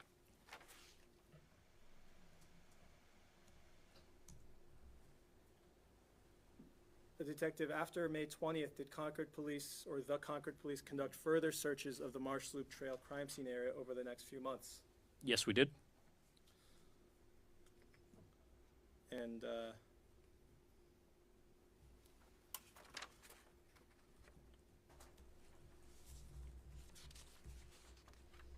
was any additional ballistic evidence recovered from the area of the Marsh Loop crime scene, in addition to the 2 casings we just talked about and the bullet fragment that you mentioned from April 22nd? Yes, there was additional ballistics evidence. In addition to, there's additional ballistics evidence. Could you describe that? Yes, on August 30th and August 31st, 2022, we returned with an additional metal detector borrowed from Fish and Game. Detective Gorham and I scanned that area, and Detective Gorham ultimately located, over the course of 2 days, she located 3 bullets deep in the Marsh Loop Trail, about 8 to 10 inches underground, roughly a couple of feet from the same area where we recovered the blood evidence and the bullet fragment. And are you familiar with the location of those items where they were recovered on the trail? I am. And that was, you viewed them before they were collected and placed into evidence? That's correct. Detective, was a pill bottle also found in the area of Yes. the Marsh Loop crime trail scene? Yes. And can you just describe for the jurors where that was found? That was found close to the body recovery location, along the same general path from the Marsh Loop Trail crime scene to where the bodies were recovered. It was, I would estimate, 10 to 12 feet from the bodies themselves along that path. Detective, I'm showing you states 84 for ID. Do you recognize this? Yes, I do. What is it? This is a diagram that I created. It is not to scale, but it is showing the Marsh Loop Trail crime scene, as well as locations of different items of evidence.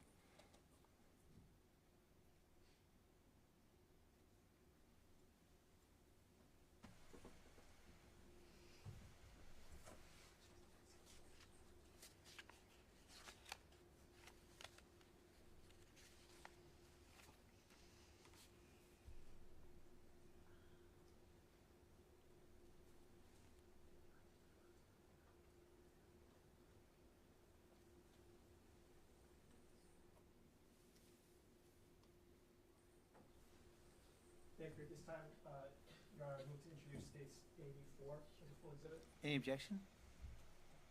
No objection. 84 is a full exhibit.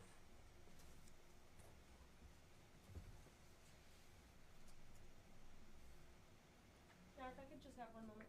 Of course, absolutely.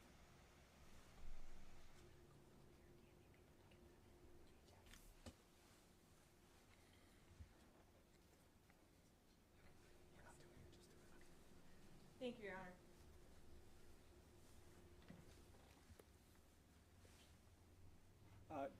Detective, I'm showing you states 84. Could you describe this? Or what you see?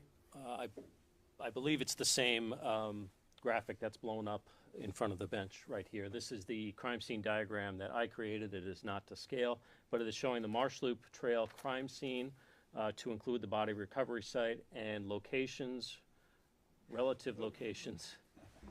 Sorry. I'm plugged in here. Is that one working?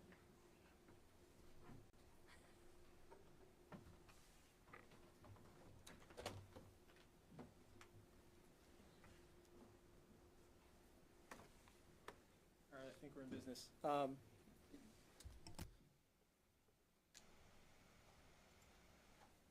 Okay.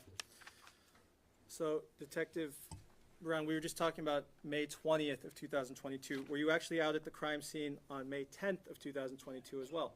Yes, I was. And what did you do that day? We had obtained 2 dummies, so weighted dummies from the Concord Fire Department, and I dragged them from, one at a time, from the crime scene on the trail to the body recovery location, and then I walked or ran back to the trail scene, and that was timed to see how long it took me to do that. And could you describe with a little bit more specificity how that procedure went? Sure. There were two dummies. One was smaller. It was about 140 pounds. If I remember correctly, it was just a dummy. Didn't have any clothes on. I don't even think it had. I don't think it had legs. It may have had parts of legs. I believe that these dummies are weighted, and so to adjust the weight, you remove different limbs. So the lesser weighted one was about 140 pounds. It didn't even have a head, but it was just a body with the upper arms and I think the upper parts of the legs.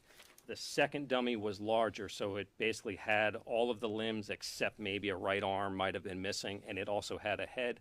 It was much heavier. It was about 200 pounds, and it had fire department response equipment on. So I placed both dummies on the trail crime scene, basically in the same area where the blood and bullet fragment had been, and then one of my colleagues basically started a stopwatch. I think it was an app on a phone, and I dragged the smaller one from that site all the way down to the location where the bodies had been recovered by this tree. I left the smaller one. I ran back up.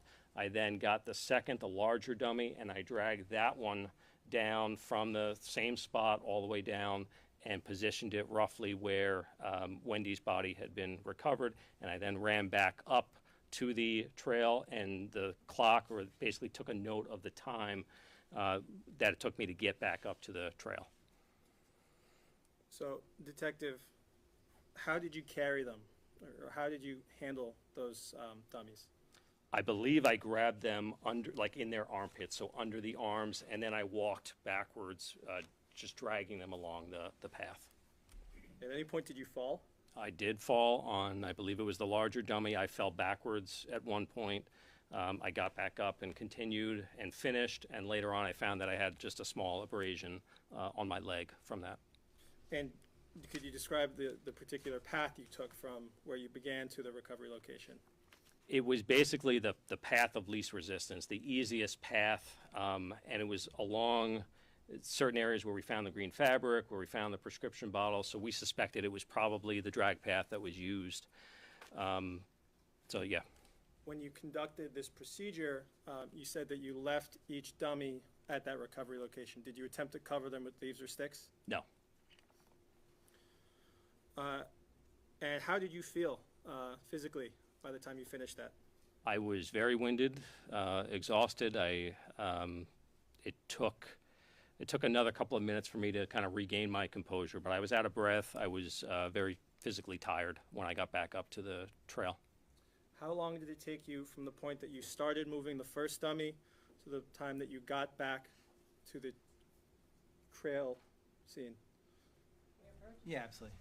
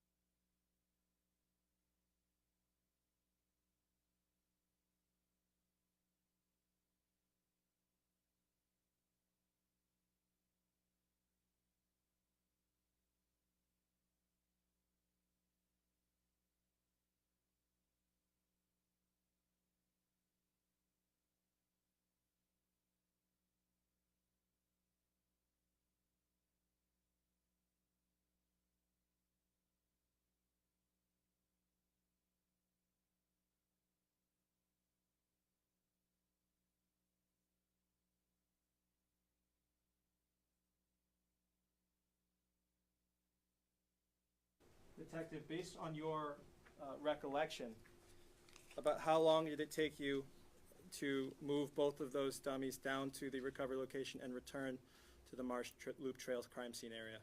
2 minutes and 12 seconds. Just based on your, was it about 2 minutes? About 2 minutes, yes. And about how long was it before you regained your composure? An additional 3 minutes, so within 5 minutes of starting the test, I felt that I regained my composure. Thank you. Detective, did you return to the area of the crime scene and also Loudon Road on July 8th? I'm sorry, could you repeat that? On July 8th, did you go to the area of Loudon Road and ultimately to the Marsh Loop Trail crime scene? Yes, I did. And what did you do that day? On that day, I walked from Old Loudon Road, which is the road just next to Loudon Road. I walked a footpath that went past the Alton Woods apartment complex and led to a path that basically goes under the 393 overpass. As shown in this, it's the green trail. That's basically the path that I took on July 8th, except that when I got to the Marsh Loop Trail parking lot, where it turns to, I think that's supposed to be orange, but it looks yellow, I then continued up to the crime scene location. And so, just for reference, we're looking at State's Exhibit 75. Where did your walk that day begin? Right here at Old Loudon Road, and then I walked up the green trail. This is basically the underpass under 393. This is the parking lot, and then I continued up the Marsh Loop Trail to roughly this area, the crime scene area. And is that where the walk ended? That's correct.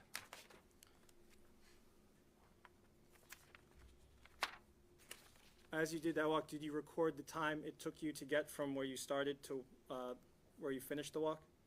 I did. I didn't use a stopwatch. I just looked at the time on my watch to give me a rough estimate. Could you describe what type of pace you used? I was walking pretty fast. I would say brisk or deliberate, but I was walking fast. Did you make any stops on that walk? I did not. And just so we're clear, did you have to cross Loudon Road or wait for any traffic? I did not. Okay, and how about when you crossed 393? I don't believe I had to wait for any traffic. I don't believe there was any traffic on Portsmouth Street at the time. Okay. So based on your recollection of your looking at your watch, how long did that walk take you? Overall, it took about 12 minutes. And how long did it take you to get from the beginning of the walk to the Portsmouth Street parking lot? That part took about 8 minutes, And so then how long did the rest take? about 4 minutes.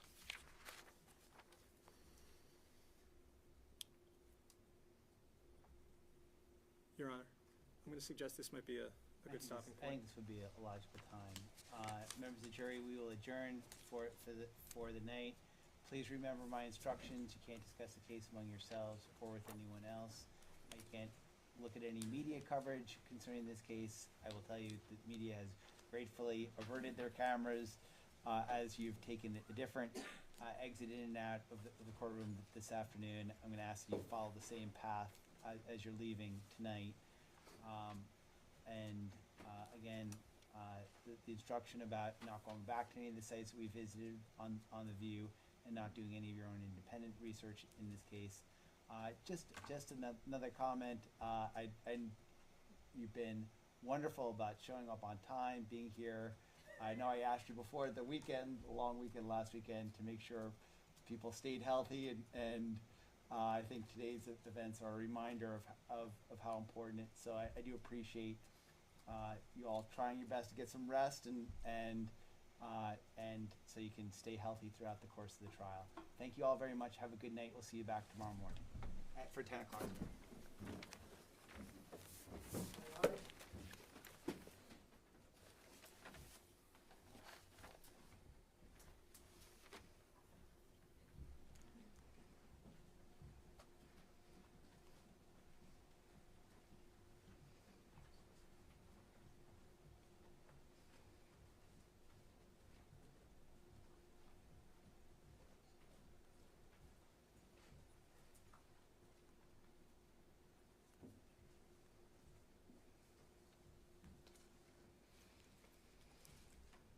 You can step down, detective. Everyone can have a seat. If I can see counsel at the bench.